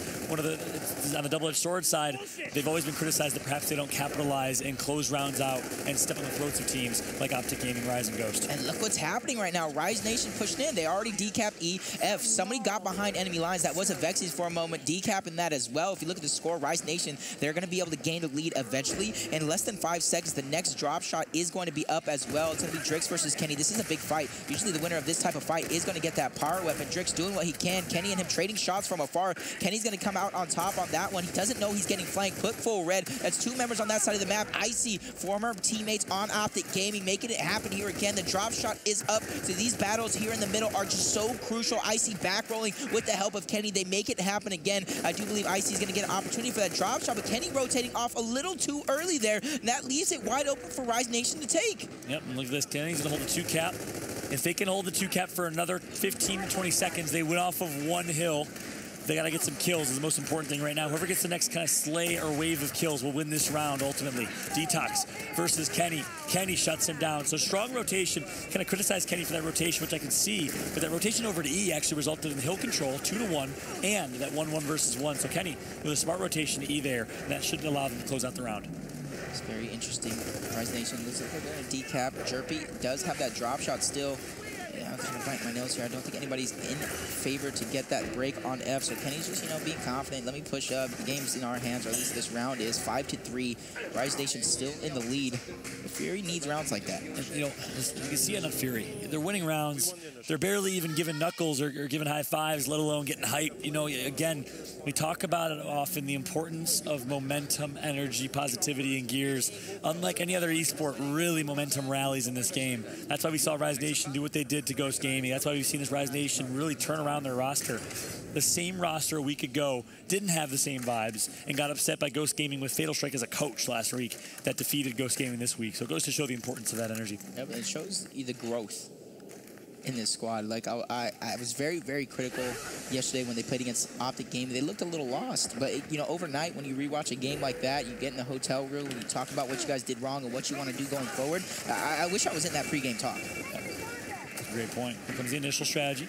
Both teams sending 3 over the drop shot. Cross coming in from top. That's going to be Shock under some duress. That cross up top is just free reign. I'm not sure if Fury sent anyone up there. Vexies, who's going off 23 and 13. Can he get the double? Vexies with the melee. Oh my double God. Make it a triple. Vexies wants a 4th. He's going to get shut down, but the damage was done from Jay of Vexies. Hey, melee into a shot on another player of Vexies. He's one of those style, flashy players that seems to always be on top of his game there. That's going to be Powers with the drop shot. He's moving forward. He's going to switch to his pistol there for a moment. He knows he doesn't need the damage just yet. But this is where you can expect them to try and threaten with that triple cap and get a double kill with a drop shot. Can he get one more? No, Jerpy's going to steal that one from him. But there it goes. Rise Nation, 6-3, series point. And look at that look of disgust. Powers just looked over at his former team and basically saying, this is what you dropped me for. Wow. Wow, what a showing from Rise Nation. The swagger that they're playing with right now cannot be unmatched, and it's really this young man on your screen, 16 years old, a rookie this season at Gears Esports, but already playing, having played in championship matches, and it looks like he's just a few rounds away from punching his ticket to yet another championship match opportunity for Powers. Again, it will be against a big opponent in Optic Gaming. Let's see if they can close this one out, though. Kyle, only 5 kills, 4 down so far. Of course, playing with the marks in his hands right now. He's a very good, one of the best marksman players in the game. See what he can do with it. putting those early shots on Detox, making sure Detox can't shoot for his team, and that's what he's going to try and do here. The rest of the members of Fear are actually backing out of that middle for just a moment, giving up the underpass, almost getting that down on Detox. He's making sure to focus him. If he gets this down, I can see the rest of the members of Fury try and push over and get these 2 kills, but right now it looks like it's going to slow down just a little bit. Jerpy winning that exchange up top against Icy, but Kenny getting that down low kill on Drix, so each player or each team winning a perspective side of the map, but no one has won the middle. Yeah, an Icy franchise right now, kind of in the Aqueducts, a little bit isolated, so if anything, they could throw some well-placed smokes on the double initial. Instead, a good team firing shot and opportunity as Kenny actually flanks from security there. So good flank, and still 0 points to their name. A nice sneaky play from Avexis. Can he do it again? Yes, Avexis, 27 kills and 15 downs, and he's not done yet. Full red. He's finally going to go down, but the revive's going to come through. He wanted that so bad. This is his opportunity to get a 4-piece right now, and he gets taken out by Franchise, but it's just not enough. The rest of the members of Rise Nation are going to go ahead and threaten with that triple cap. Icy all by his lonesome. If I'm them, I kind of let Kyle play for the touches since he has the spawn shield, and Icy worry about staying alive, but Kyle going around the other side. Icy getting one. Is he going to try and get that other one on Jerpy? He is going to get away with that one. So Fury fighting for their lives literally here as it's up 6-3 Rise Nation. And right now, Fury, they need to start gaining this momentum, and they need to start moving quicker around the map, because if they let somebody from Rise Nation slip by at the wrong moment, it's going to be all over. It is match point right now for Rise Nation. I never thought those words would come out of my mouth. A 2-0 opportunity for Rise, but Fury trying to shut it down. We've actually seen Fury do this before. Down 6-3, come back and win 7-6. Ryan said it in the mid game. Very composed is a word he could use to describe this Fury squad. And there you go. Powers gets shut down as well. So Fury looking to turn this round and flip it on its head. Last man standing is Jerpy. He's going to get shut down as well.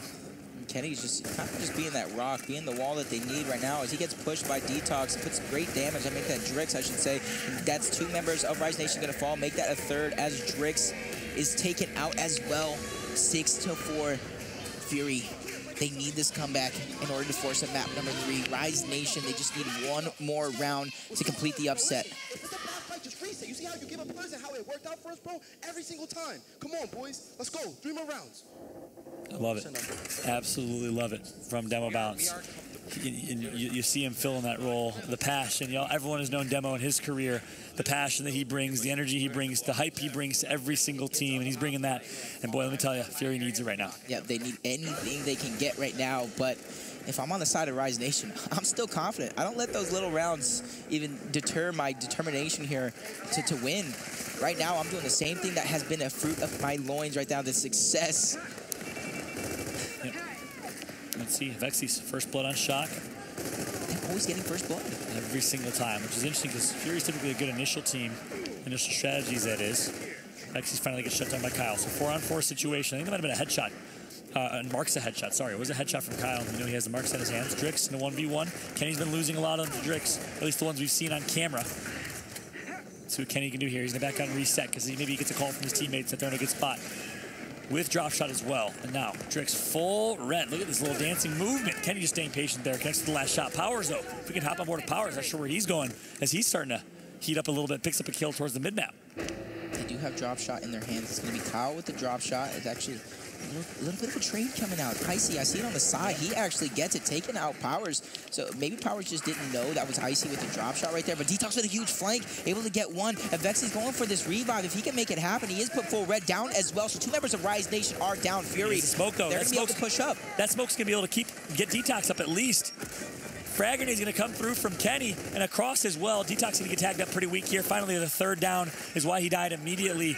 And Jerpy now just going to force on his back foot to reset. Good job from Fury. They're doing a phenomenal job after, really, they didn't get first blood, but they got 2nd, 3rd, and 4th, and they've just been able to capitalize on this lead advantage. They need to keep doing what they're doing now. Stagger the deaths of Rise Nation. Exactly. Make sure not all 5 of them can even play all at the same time. So right here, you can be forcing to push up for that hill, or you can go and get those kills again. Another one by Shock. And this is how you beat a squad like Rise Nation. Fury has done it so many times before against teams like Ghost, etc. Is you force their hand, right? And you force Rise Nation to keep playing over aggressive, make the mistakes, and you let those mistakes show. Because that's true. If you let Rise Nation show it, they will push into death unnecessarily. They will die unnecessarily, and you can really stack those kills, like you said.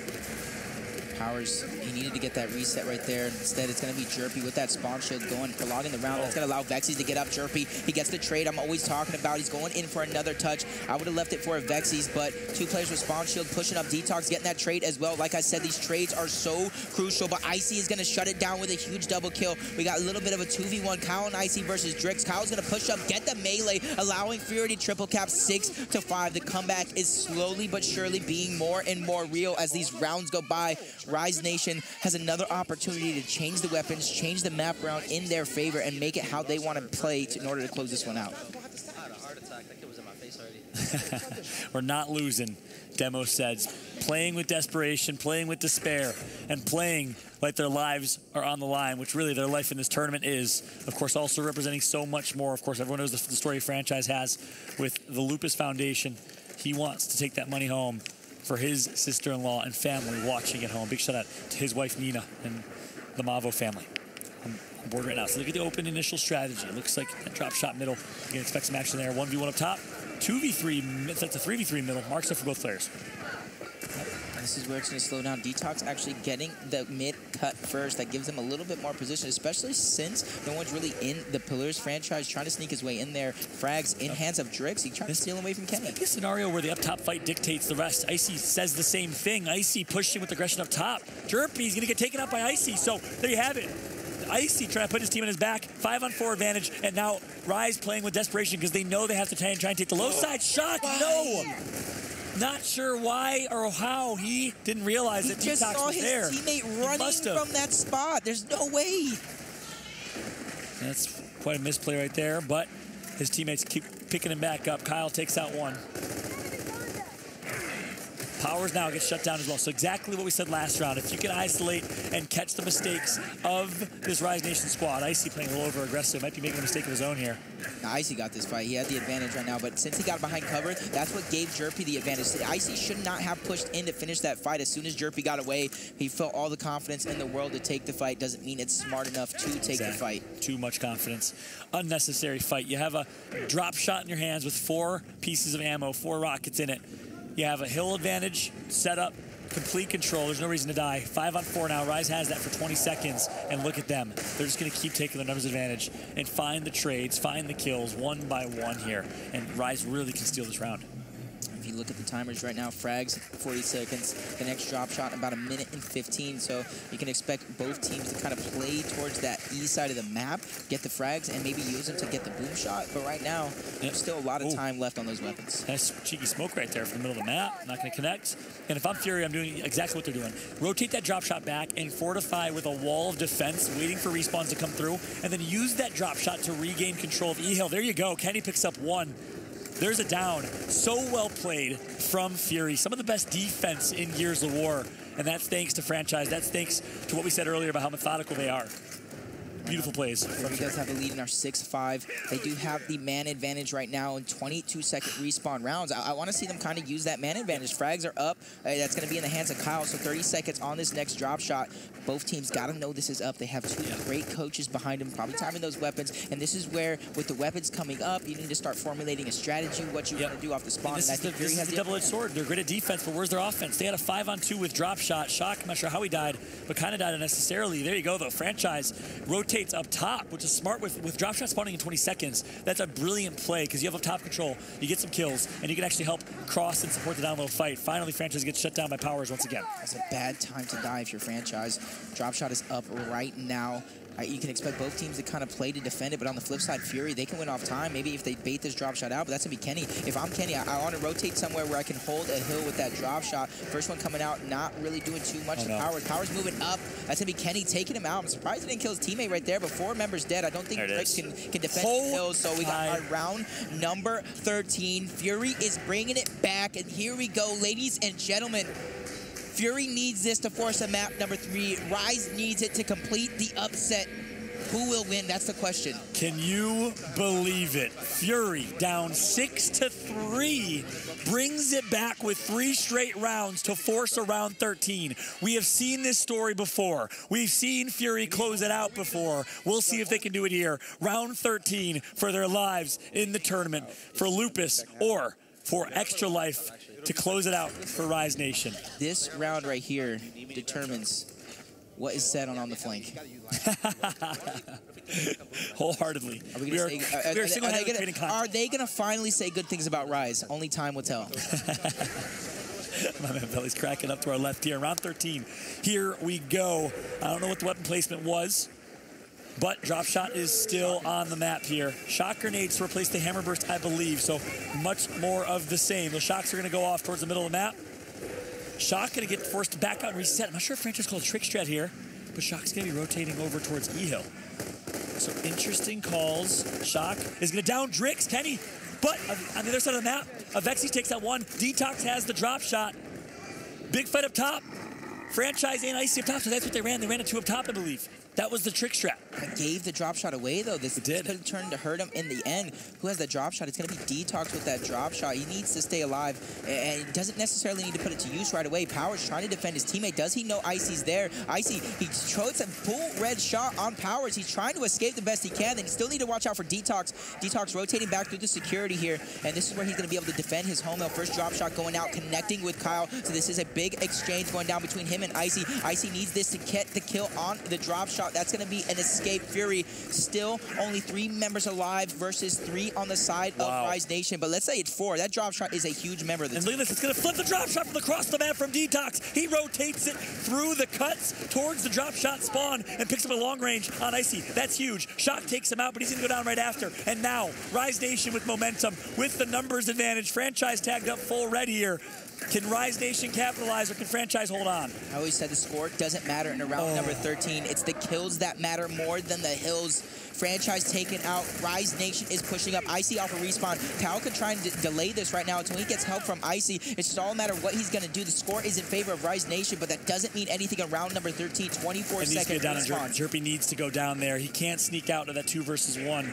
You're right. The score doesn't matter. Rise Nation did not close that out. They give Fury another life. This is a cat's tail at this point as the 9th life of Fury. Can it be enough? 20 seconds on that drop shot, 25 on the frag grenade. So this is going to be a very crucial 30 seconds here to close out this round, and I do believe it's going to be ended in less than 40 seconds. This round should be over. Someone needs to go top and contest that 1 versus 1. Otherwise, it's going to be free reign here. Franchise pushing up against the Vexies in the low side. They're actually going to bypass the guy up top by pushing through the Aqueducts down low side. And it's going to be enough. They're going to force them out. So now they can pick up that drop shot if they do want to, but they have to keep in mind, someone's crossing from up top. So they're playing their angles very smart. They decide not to send anyone up top. They just send to play through Aqueducts instead. The frags in the hands of Powers. They're all bunched up. There comes one. First one coming out. I don't think it's going to be able to connect with anything just yet. I kind of think you need to throw those back to back if you want to chain together a kill. If you look at the score, Rise Nation, they do win off of 1 hill. Fury backs up against the wall here. This is a huge fight. Icy is going to win that against Detox, but he needs to keep going. Time is of the essence. Shock with that drop shot. He needs to put it to use. No more waiting. You need to go. Less than 20 seconds, and somebody will be crowned a victor. I've called this the Fury special in the past because they are so good at turning these rounds around. 2 kills picked up for Shock.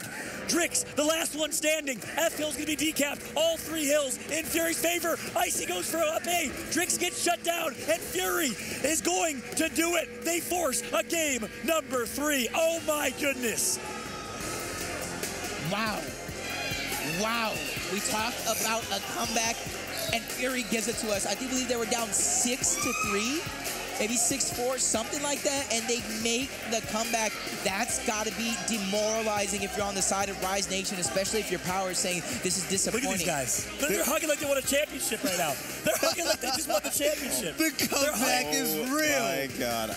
I've seen this song and dance before, actually. Come to think of it, haven't I? This is insane. Fury, they did it. When everybody thought that Fury was out of it, Rise Nation choked a 6-3 lead, and Fury came back to even the odds 1-1. How big is this for momentum, Ryan? This is everything for momentum. It's everything. They're down 6-3, single elimination tournament, backs against the wall. They've done this before, right? They've been down even to this team and also 6-3 and made the comeback. But I'll tell you guys right now what won in that map. The turning point that took the map was round number 10, Red Icy. Their last man alive. Swarm on his home hill. Gets the first kill. Full red, makes movement, gets the second kill. Yeah. Team spawns up. They re-wipe on the home hill, go on, win the next round, and then from there, they got all the momentum back. I guarantee you right now, at that exact point, Icy goes, I'll do it. That's his favorite phrase. I'll do it. And he went and did it, and then from there, he played possessed. Icy was on a tear for the rest of the match.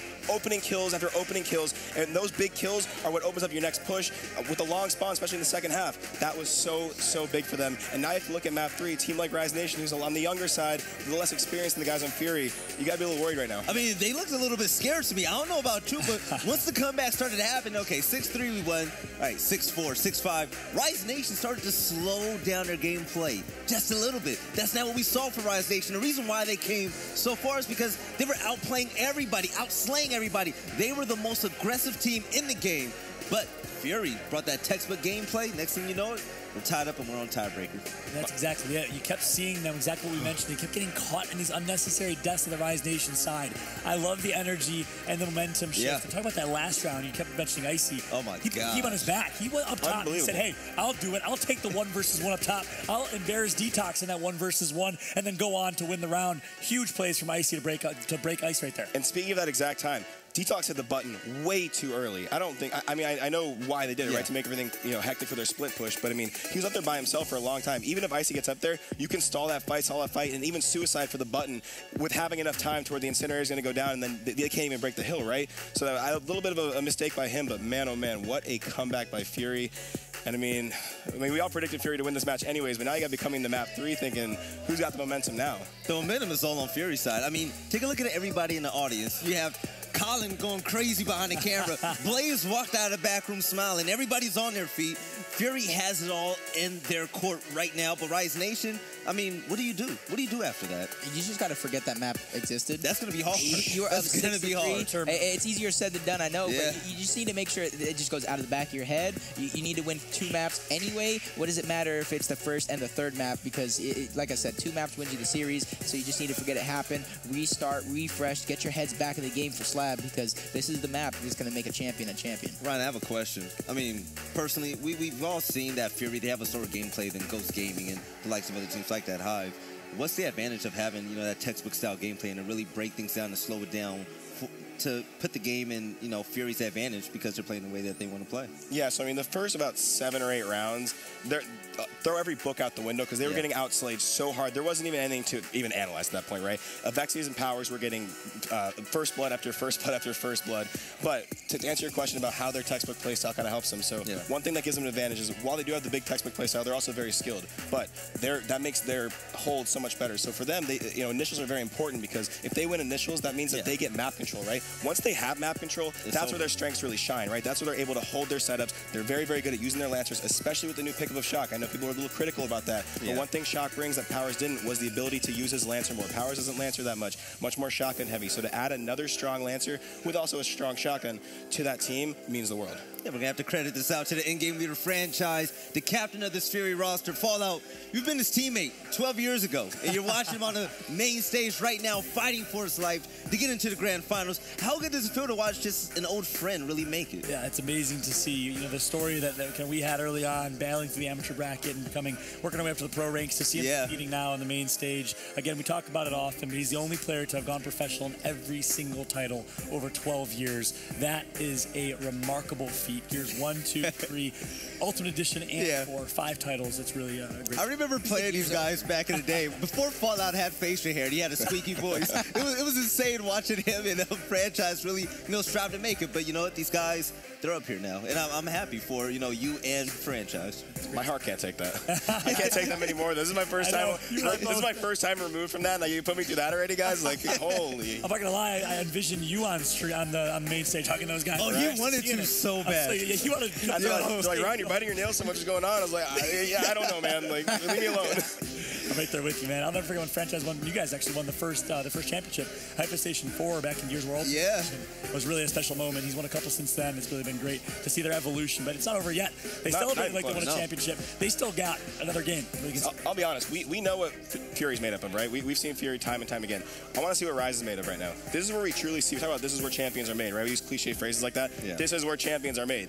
If you want to truly be the best, it's about bouncing back, right? Fury got smoked on map 1, right? Yeah. Bounce back. They were down down, backs against the wall, match point, right? Still made the comeback. That's because they have champions on their team. So this is where I want to see, you know, what Rise is truly made of, right? That first map was great. You got all those kills. Power's got a cool reaction shot. Avexi started the first half of the second map off great. So many kills. That's awesome, dude. Lost the map. Now you're on the third map. This is where I see what you're made of. Show me something. Show me something. You just flip the switch. Right. Show me something. You know what I'm saying? This is where champions are made. I mean, he's not wrong because, like we say, it's not where you start, it's where you finish. Rise Nation needs to finish out strong because then we go back and look at this and we're like, what do we say about Rise Nation here? Yeah, they had a good Sunday morning. When they hit the harder team, they folded. Yeah, I really love that. That's the case. I mean, this is really the tell of two completely different teams. One entirely team, exactly. One team that hits trick shots and is very fast-paced, aggressive, very individually skilled, and another team that is just so pristine in regards to their teamwork. So Fury, of course, being that one, if you guys couldn't tell that. Composure. I think the game, I think this third map, at least on the side of Rise Nation, because I know they're the younger guys, they don't have all that experience that we talked about that's on the side of Fury. So I think the first 4 rounds is kind of going to decide what the rest of the match will be like. One other variable going into this third map. Third map is Slab. Ooh. Gosh. So, not, you know, either team doesn't have that much practice on this map in comparison to others. Obviously, they've had a few months to scrim, prepare, try new things, be innovative, sure. But, you know, Forge, we've been practicing for how long? Slab, we've been practicing for a couple months, right? So, you know, favor Rise in your eyes? I think that I won't say favored, but I think it puts them in a much better position than it would be on a traditional map that we've seen for the last 2 seasons, harbor, right? on a foundation. Sure. Well, I think that everybody's on the high right now because of Fury's comeback, but if you realistically think about it, on Slab, it's a map that's actually built for Rise Nation. The fact that you're going to have Powers running around in these close quarter combat situations. Very porous of a map. Exactly. That's going to be scary. And then you're going to have Jerpy and Avexis in multiple 1v1s, and that's something that you don't want to get baited into if you're on Fury. So if you're on Fury, just continue playing your game and, you know, don't try to, you know, play in Rise's type of play style. Yeah, that guy right there, second to the left of X, he's really turned up in that. Oh, yeah. I'm looking forward to seeing the same thing. Of course, you said it about Icy, middle of your screen right now. Red Icy, a very aggressive player, and when he gets hot, when he gets confidence, he cannot be stopped. All right, PR, Fallout. Listen, this is the very last map until we get to the grand finals here in Columbus, Ohio. Fury will face off against Rise Nation in a do-or-die tiebreaker game. Casters, go ahead and take it away. So much, Veli. You see the map right now. Welcome to the Slab. Everyone knows, if you're a fan of Gears lore, the prison that held Marcus Phoenix for many years. One of my favorite maps, of course, due to the lore, the aesthetic, and the story behind it, as well as the gameplay. A lot of very fun map, high cross angles up top. This fight right here is kind of a platform that gives you a nice angle elsewhere. Then you have the laundry on the other side of the map right there. It's going to be a fun one regardless. PR, who are you expecting to take this one home? You sticking with your Fury prediction? I got to stick with the Fury prediction. After that one, the momentum is high for Fury right now. You know you have what it takes to close out a game, even when you're trailing 4 rounds. So interesting to see how Rise Nation is going to bounce back. But I'll stick with what I said as well. I do believe Fury's going to win, but I won't be shocked if Rise actually takes this one. I will not be surprised. They're Shock going to take mid-map there early, so they got the upper jump. He's actually going to rotate over to their side of the map here. Jerpy tagged up. Oh my gosh, barely sneaks away. But Shock does reset his health regen counter. Not going to matter though. Meanwhile, Vexi's on their side of the map gets taken out by one another than Icy. Icy's scary right now. Here's that cross angle you were talking about from the top side. They're doing what they can to get cross on their own home hill. This is where the angle is going to come out through spawn. That's going to force Powers to make that move, and that's why he kind of died out of position. He's there by himself. I would love to see Rise Nation make a push across the map when they know they're going for him, as Kyle and Shock were just kind of sitting up there crossing for free. Look at this little cheeky angle from Shock. Back on the wall, turns to the left to get the best possible angle he can. He's going to do it again there, but that might cost him actually. Shock goes down, all eyes on Kyle. Revive comes through. Kyle not going to connect just yet. Avexis full red. Shock goes down as well. And Icy actually stuck to their side of the map. Revives come through. Ultimately, it's all eyes on Icy, who overextended towards their side of the map. Icy really kept his team alive there. Now it's up to Rise Nation to try and push up. I should say Fury to push up and try and get that break. Not able to get it. So Rise Nation coming out strong in our round number 1 here. And like I said, the first 4 rounds should tell the tale. To me, if it's being dominated by Fury, I can see Fury taking this map. If it's close, it could go either way. But right now, Fury already losing that first round. Momentum probably halted in its tracks for the time being. Drop shot blade placed right away, and that's something that's, to me, that's a little bit ballsy right there for Fury. I like that call. But yeah, let's say they are setting the pace though. But if it turns south right now, there's not much they can do in terms of taking that drop shot off the map. Yep, I do like that call. We said it last map, and it favored Fury, obviously, because they won the map last map. Placing the power up and early means you can control the pace, you can call strategies, you can call trick strats. Franchise loves that gameplay. Shock actually took mid-map control last time. This time it's going to be Icy, and it's going to be a team kill that comes through. That'll be costly. Yep, and that's going to basically give up drop shot over towards Icy. Icy taking his time. He thought somebody was going to go and push him. That wasn't the case. Free drop shot for Fury. As you see 2 members of Rise Nation fall. Kyle, he's going to be able to push up top as well. So eventually you're going to see Fury go back and cap their home mill, and then they're going to go ahead and try and push forward with his drop shot. But it's going to take a little while before these teams both get super aggressive, unless Rise Nation makes a bad mistake into the drop shot. And that's what I'm talking about. Beautiful play. He actually predicted the back roll there. He shot it behind Jerpy, expecting him to roll back into safety. Icy, oh my goodness, through the window for a connection to the walls here, as he's going to connect for another one. Drix gets taken down, 3-camp domination comes through, and Fury with a textbook round, drop shot placed, drop shot acquired, and drop shot executed. Well played right there from Icy. Answering back just as fast here. Like I said, the first 4 rounds going to tell the tape. Right now, it's been back and forth action. If it continues this way, you know, I hope to see another round. Number 13. It was very exciting. Hopefully Ryan doesn't fall over. Yeah. Man's losing his mind here. I've been loving the live tweet updates from Ryan this entire event as well. Follow my man Ryan on Twitter, @RyanFools. He's been breaking it down on Twitter, breaking it down on the analyst desk. It's been a great addition to this desk. Ryan, as well as my man J-Ribs. Definitely a lot of fun to have their perspective as former pro coaches and pro players. Yeah, both of them. Exactly. Ryan was really bad at the game he played. No, I'm just kidding. Hello. He's right here next to me. Here we go. Initial strategy. Different person. He was snaps better. Yeah, he was a snap. He's a different man. Initial, once again, in favor of Fury here. 3 kills picked up off the bat. This Fury squad is really feeling this momentum shift in this one.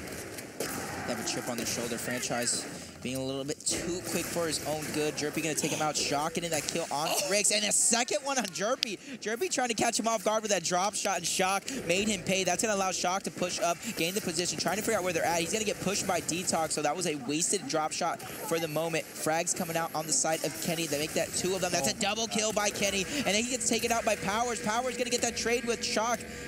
But I don't think anybody's alive to get the touch. That is going to be Detox, the only one near it, and Icy's going to shut him down. So Fury answer back with 2 quick rounds here, ladies and gentlemen. Like I said, 4 rounds. I think if Fury goes up 3-1 over Rise Nation, it's going to be very, very hard for Rise to come back from that one. That is for sure. Kenny Mounts, former member of Optic Gaming on screen. And of course, Franchise we've been talking a lot about. Shock made a big play right there. He grabbed that drop shot, and the initial actually picked up first blood, grabbed that drop shot, picked up a drop shot kill through the window again, took out a shotgun, and won the 1v1 with a shotgun as well after that. Huge plays. He's really stepped up. We called him out in map number 1 for perhaps a little of an underperformance, and he's really answered the call of duty since then. Yep, see round number 4 here. 18-second respawns. 9 kills. 9 and 1. 9 and 1 for Icy. 0.5. 6 seconds dead. 9 and 0.5. 0.5. Yeah, he died for half a life. He died at the end of the round because he let them. Yeah. He let them kill him. He's like, you know what? You can have this one. Crazy. Shock. I don't know how they're getting so much faster. Are they not setting their front spawn there? I'm a little bit confused. Every single time with ease, Fury is getting mid-map control. Both weapons picked up at the same time.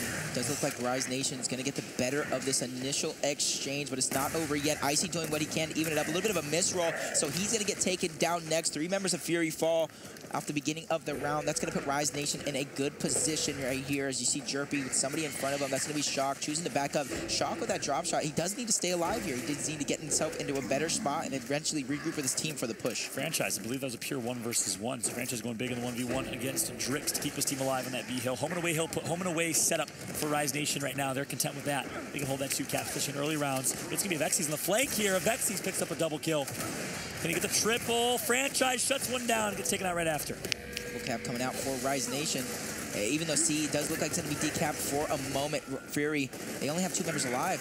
They need to stay alive even longer. Kenny, he's going to have to get this touch. If Kenny dies here without getting this touch again, it could be over for Fury. No one really is going to be in position to get the touch, so Rise Nation tied up here 2-2. Like I said, the first 4 rounds can tell the tape right now. I do think there's going to be a lot of back and forth action. Hopefully, like I said, we see round number 13. Feels like a boxing match right now, PR. Going to round 12. On the distance, exactly. Just exchanging punches, these two heavyweights back and forth. Rise Nation ties it up 2-2. We'll see the weapon placement as soon as we can. Let you know what's going to be the setup here. You hear it placed actually through the game audio. And it is going to be, I believe, a shock grenade? No weapon. No weapon. Top No weapon. towards So interesting to note right here is this match is so serious and they're so focused. No one's really getting up and talking trash anymore. I know. They're all in. So focused right now, and they don't want to waste any time or any moments talking trash when they could be talking strategy or adjustments that need to be made. Yep. Yeah, they're all in, they're all focused.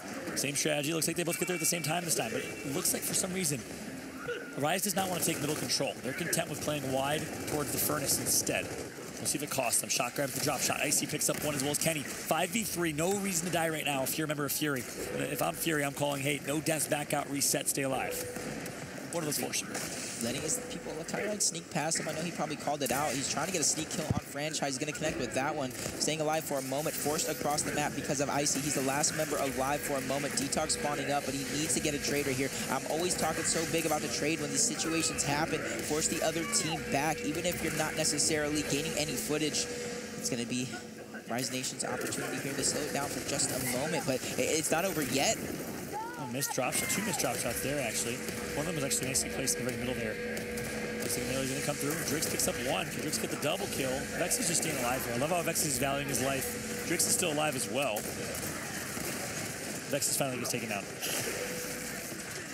So this is there you go. Wow. Needed. Like I talked about those trades. You want to trade because it forces the enemy team to spawn. If you guys both die together, you have a shorter run to get back into the fight as opposed to Fury having to spawn across the map, run, and by then they're already down a man and another exchange by that time. So it's very, very crucial you at the very minimum get those trades coming off of spawn. Yep. Keep on, Kyle just respawned up, so it technically is a 5-on-4 for Rise Nation. If they want to take it, smart play here. Kenny with the complete bait on Drix, and Drix is going to go on his own teammate, I believe. No revive just yet, just because someone went down as well. The crosses come through, and now it's going to be Icy in a bad spot. It's going to leave Kenny all by himself. Kenny's going to be forced to give up position here. He can't hold it by himself. He would get angled and taken out, so he's going to be forced to back up. I know somebody is there with him. I do believe that is Kyle right there on the low side. You're going to see the Cantus, so Kenny's backing up. He's giving Kyle that angle right there, but I do believe through the shadows, Drix might have saw Kyle. They do get the decap, and they need this. It's 123-54. Fury has the lead, but they have a lot of time to spare, so they don't need to rush anything just yet, especially with Franchise getting that kill on Powers. Not Powers kind of died necessarily there, I think. We don't have the POV, but I saw him across the map on the other side of the map. That was Fury's side of that by himself. So that might cost them now because Ryder's starting to shift momentum here. Vexies does grab the drop shot. Well timed from Coach Keem of Rise Nation. Drix gets put in a bad spot here, but the drop shot's going to keep him alive. Well done. Well placed. And it's going to be... I'm not going to be able to pick up the kill on Detox just yet. Icy! Ooh! Vexy's taking out Icy. I thought Icy was going to be able to sneak away and get with that one. And Vexy's is so good, he's trying to kill himself at this moment. Oh my gosh, how is he alive right now? I can't believe it myself. Finally taken out by Shock. I make that Franchise with the help of Shock. Both players do look like they're going to be downed out eventually. I can't see if Shock actually got down. He narrowly escaped, but he's going to get taken out anyway as Detox pushes up on that one. The rest of the members of Rise Nation all swarming their hill. 8 is going to be broken, and that's their own home hill. They need to get these trades, like I said, but Detox is going to get 2 1v1s right there, and Icy trying to push up, get that last second touch. He does need the decap because the touch isn't enough. That smoke grenade was huge. That allowed him to decap the hill officially and buy his team just a few more seconds. Now it's up to Franchise. Yeah, I think he's going to get there on time. That should have been a Fury round. I mean, really, you had you're up 60-0. You had 2 hills capped. You had a couple kills picked up on the away hill, and they let Drix kind of sneak away, pick up a kill. Somehow, like a rat in the slab, survive through the tunnels, it seemed like, as Drix made a big play for his team to keep them alive. Really should have been a Fury round.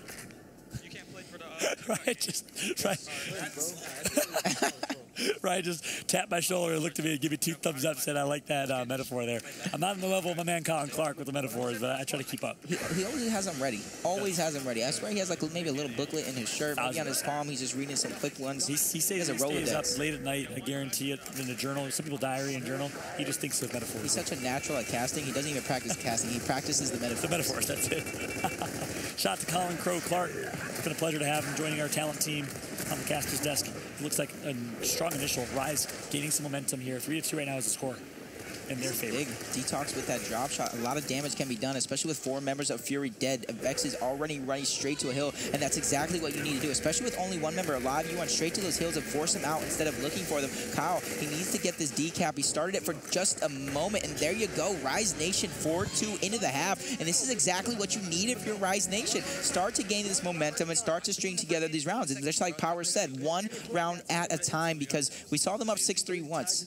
You don't want to let that happen again, and that's the perfect solution. Just take it 1 round at a time. Well played. Second half here. Weapons are going to be reset. Can you imagine what it feels like to be Optic Gaming right now? I mean, it's like the longer they go, the more they're deteriorating. They're just sitting in the crowd saying, cool, you guys are battling for your lives just to come to the grand finals and play against us. Must be a good feeling, but these guys, they want the championship. Second place isn't enough for them. We'll see who's going to be facing Optic Gaming in the grand final. By the way, I'm excited. On board a Shock. He's going to throw a nice up A smoke right there.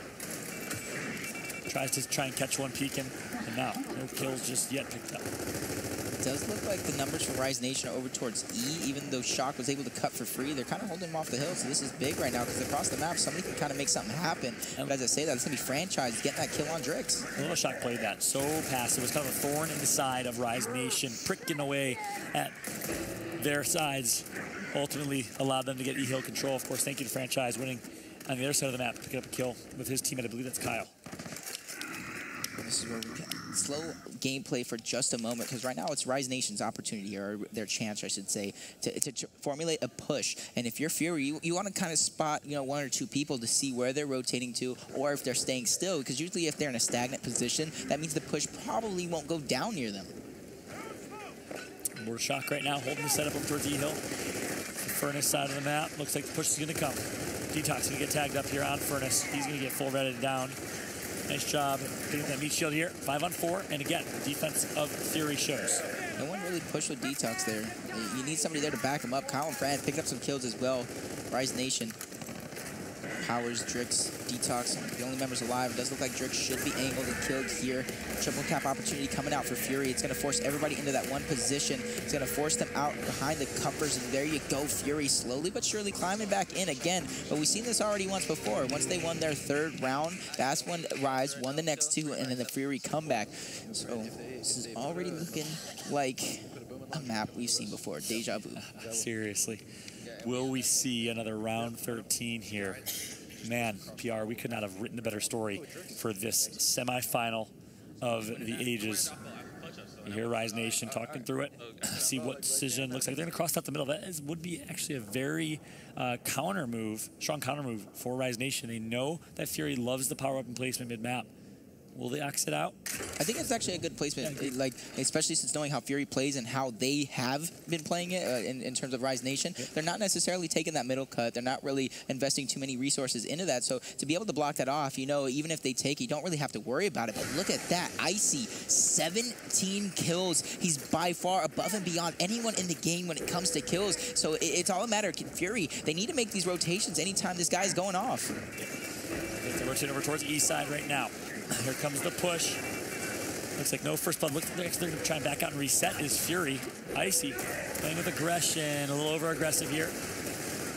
And it is going to be the reversal. It's going to be Rise Nation that comes out with a strong showing here off the initial. That's 4 members dead, Kyle. He's going to have to buy a lot of time here. They know that they're going to have people spawning up, so Kyle just runs back and lets his teammates with Spawn Shield come out and help him, but he gets that first trade on Detox. Does look like they're going to decap the hill for a moment. Franchise pushing up with that smoke. He does need to get in and get the touch. He does get it for a moment with stun enemy. Shock taken out by Jerpy. They need to bounce around. They need to stay alive and continue to reset this clock, and they're going to do just that. But Rise Nation, 55 and counting to less than 30 points. Fury need to start getting it together now. Ooh, they're going to try and share some cover right there. Not a big enough piece of cover to share it. Icy pushing up. Power staying sneaky. He's going to get marked out and tagged up. Did Icy pick up an elimination? No, not just yet. So Fury holds on. This is very kind of remnants of what we saw in the round that Rise was able to kind of turn around. They survived the 3 cap. Kenny picks up a kill. And let's see if Fury can snowball this into a triple cap domination, which only down by 40, they can really hold the two hill setup once they get that first. Oh my God, they're getting crossed out by Rise Nation. Icy down first. Franchise He's going to be the next one to go down. Kyle with a huge flank, not able to connect with anything as Avexis turns around and takes him out. 3 members of Fury are needing to fall back right now. There's nobody in position to make an offensive play. This is where Rise Nation, you can expect them to try and play up. 1 member going down, Jerpy full red as well. Drix out of position. This is a huge fight, and Drix getting the better of Kenny here, and that's going to allow him to push forward and start to decap this hill. So even if they don't go for the triple cap right here, if he gets this decap, they're going to be almost up 100 points and counting. Rise Nation, they're playing very safe, and they're playing their game at their pace. Very safe, very smart for Rise. Drix not able to do much. Icy and Kyle both get taken out. As Drix winning that 1v1 against Kenny secured them the round. Well played from Drix. They go up 5-3. And here we go. It's going to be the same thing. Will they go up 6-3? Will Fury bring it back? Am I going to have a heart attack? Stay tuned to Gears Pro Circuit to find Like, that was the most casual triple kill I've ever seen Jerpy get. Ridiculous. It wasn't hype. He's just sitting there, you know, holding forward. Just 1, 2, 3. Because now the smokes are going to be like better. Here's some calls coming in from Fury. I know every single one of y'all watching online are enjoying this as much as we are, so let us know your thoughts. We'd love to hear them. Get talking, as this will be a good one. You tweet at Fallout, at Jacob MVPR. Let us know your thoughts. We'd love to hear what you're saying about this matchup as well. It's been a great one. This is very important for Fury. Like we said, we've seen them come back from a 6-3 once. Even though they have the ability to do it, I wouldn't want to be in this position if I'm them. So this is a crucial round for Fury. The action has already started. Smokes flying everywhere. Vexi's doing what he can to make some noise. Not to connect with any shots. This does look like it's a little bit of a 4v4 shock. He's going to be the first member drop. Franchise is next. Icy doing what he can as he picks up a kill as well. I don't think it's enough as Powers takes out Icy. 3 members of Fury are dead. Drop shot in the hands of Rise. They have everything. All the tools for success right here. They just need to continue this going. I think it's 20-second respawns. Kenny is down next. Kyle all by his lonesome. He's already been taking damage, and he's going to fall next. Shock and Franchise are going to have to come off respawn, and a miracle needs to happen. With a drop shot at defense, it looks like there's not going to be much going on here. That's going to be another round 1. So here we go again. Bar and Icy clutch not going to come through. It will be 6-3 as the scoreline. We've been here before. If you're just tuning in, map number 2, the same scenario. Fury brought it back then. Will Rise make the same mistake, or will they rise to the occasion here and close this one out? This is the last weapon placement. This is probably the most important weapon placement of Fury's tournament. This is the last chance you're going to get. You don't get another weapon placement if you are going to make that comeback. So this is very, very crucial. I would like to see them use the full 30 seconds and decide it. Talk strategy, talk weapon, just any adjustment that you need to make. That shit for a hammy. Like put hammies on the side. Hear a little bit of the team talk. Looks like they just want a nice passive play. It's just going to be hammer burst. Nothing too crazy. They're playing all in for that drop shot here in this one. Icy, 20 kills to his name. Look at the rest of the team here. 4, 4, 7, and 4 for the remainder of Fury. What a performance from Icy on his home turf in Ohio. This is it, folks. Rise Nation on match point. They win this initial. It's about, like, what, 18-second respawns? This is huge. Yep, looks like Icy's going to fake inside. Rotate over. He gets taken out. That's a big loss. And Rise Nation takes out 2. Can they get the 3rd? Shock is going to take out 1. It's not going to be enough here. All eyes on Franchise and Kyle against a drop shot and an army. They need to survive here. Drix going to get tagged up if Kyle wants the kill. That's their 1. That's their kill. They find it. But the drop shot does not connect either. So Fury stays alive. The overextension to D-Hill. And Franchise and Kyle do it. Nearly dropping. I didn't even think he saw that drop shot coming right behind him, and he's staying alive, trying to waste as much time as he can. 4, make that 3 members. As I was saying, 4 members of Fury are going to fall. Shock. He needs to make a play of his career here to keep his team alive. Another drop shot coming out. I don't know how many they have left. Maybe 1 at the most. Shock. He's going to try and push up, make it happen. 1v2 situation. This is, like I said, one of the biggest plays of Shock's career. He's unable to come out on top. Nobody is going to get that touch. Rise Nation secures the upset over Fury. Powers getting his revenge. Rise Nation. If I don't hear one good thing on the flank, I'm never tuning in again. All right, well, it's finally been done. Rise Nation, for the first time ever, these guys will be in the grand finals. You're going to hear a lot of good things on the flank soon, but finally, Drix, Powers, Avexis, these guys all came together, and everything that we said about this roster, the genetic makeup of it, that they deserve to be at the top, they're finally here. We asked the question, and they delivered us our answer. We asked, what are you guys made of? Said, with the devastating loss in the map 2, with the comeback happening, what are you guys made of? Are you guys champions? They showed us what they're made of. I'm super impressed by Rise, honestly. We were so critical of them day one, so critical of them the last week. They woke up today, like I said, they must have ate the breakfast of champions because they were out of their minds today. Super, super impressed by Rise Nation. Obviously, very, very heartbroken because my former team getting knocked out, not making the finals. That hurts. However, you got to give your hats off to Rise Nation. They played a hell of a match. Well, you have to give everything to Powers at the moment. Powers is literally on top of the world. Being removed from Fury for Shock, he goes to Rise Nation, a team that not a lot of people put a lot of their chips on when it came to going into the Grand Finals. They defeated Fury, and now they're in the Grand Finals. Powers being basically the star of that matchup. I mean, what more can you say about him? This team is the best bet against Optic Gaming, and I'm excited to see someone come out on top. I mean, talk about fighting adversity. When you get replaced in a team, it's a bad feeling. You're at rock bottom, and he was able to soar his way right back to the top. In fact, he made it all the way to the top in the championship finals now against Optic Gaming. My hat goes off to them, Powers. Jacob, I want your opinion on this. I'm going to give mine, and I want yours. Oh, boy. I mean, what did you think about the placement of drop shot in the furnace? So for me, they saw a lot of success in the initial, placing it in the middle.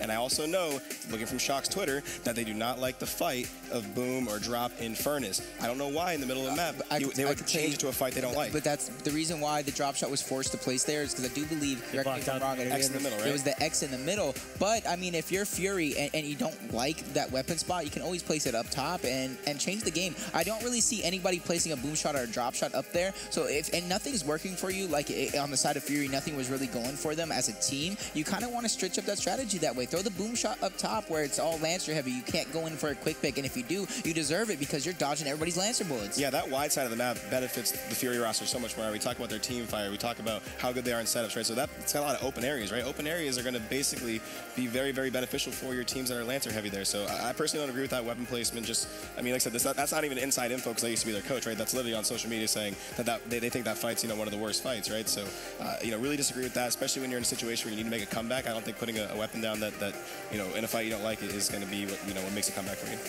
And then when they had the opportunity there, like I was saying, that last weapon placement, when they dropped the hammer burst, nothing was working for them in that furnace, and they still decided to keep the same fight. So if I'm Fury, I kind of look back, and in hindsight, obviously, maybe I drop a boom shot up top.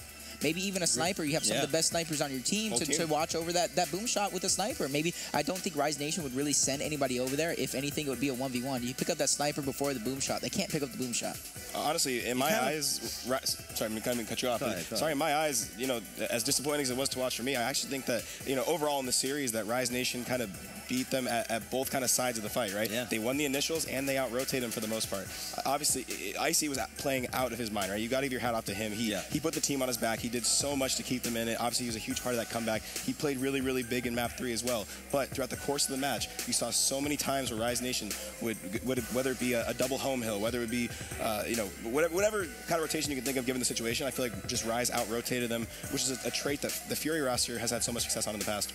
I'm going to piggyback and continue to say I agree wholeheartedly with their sentiment that you should not place that drop shot low side. Placing it up top, completely changing the script of the map. You were losing at that point 2, 3, 4 rounds in a row. You weren't winning the fight over there. It favors Rise Nation for sure, and it really went to show. Map number 3, Rise ran away with it 7-3. I think he plays boom shot up top on the second half of the map. I think we see a different score right now. Yeah, but I mean, even this PR said, you might want to put down a sniper rifle or something to counter that.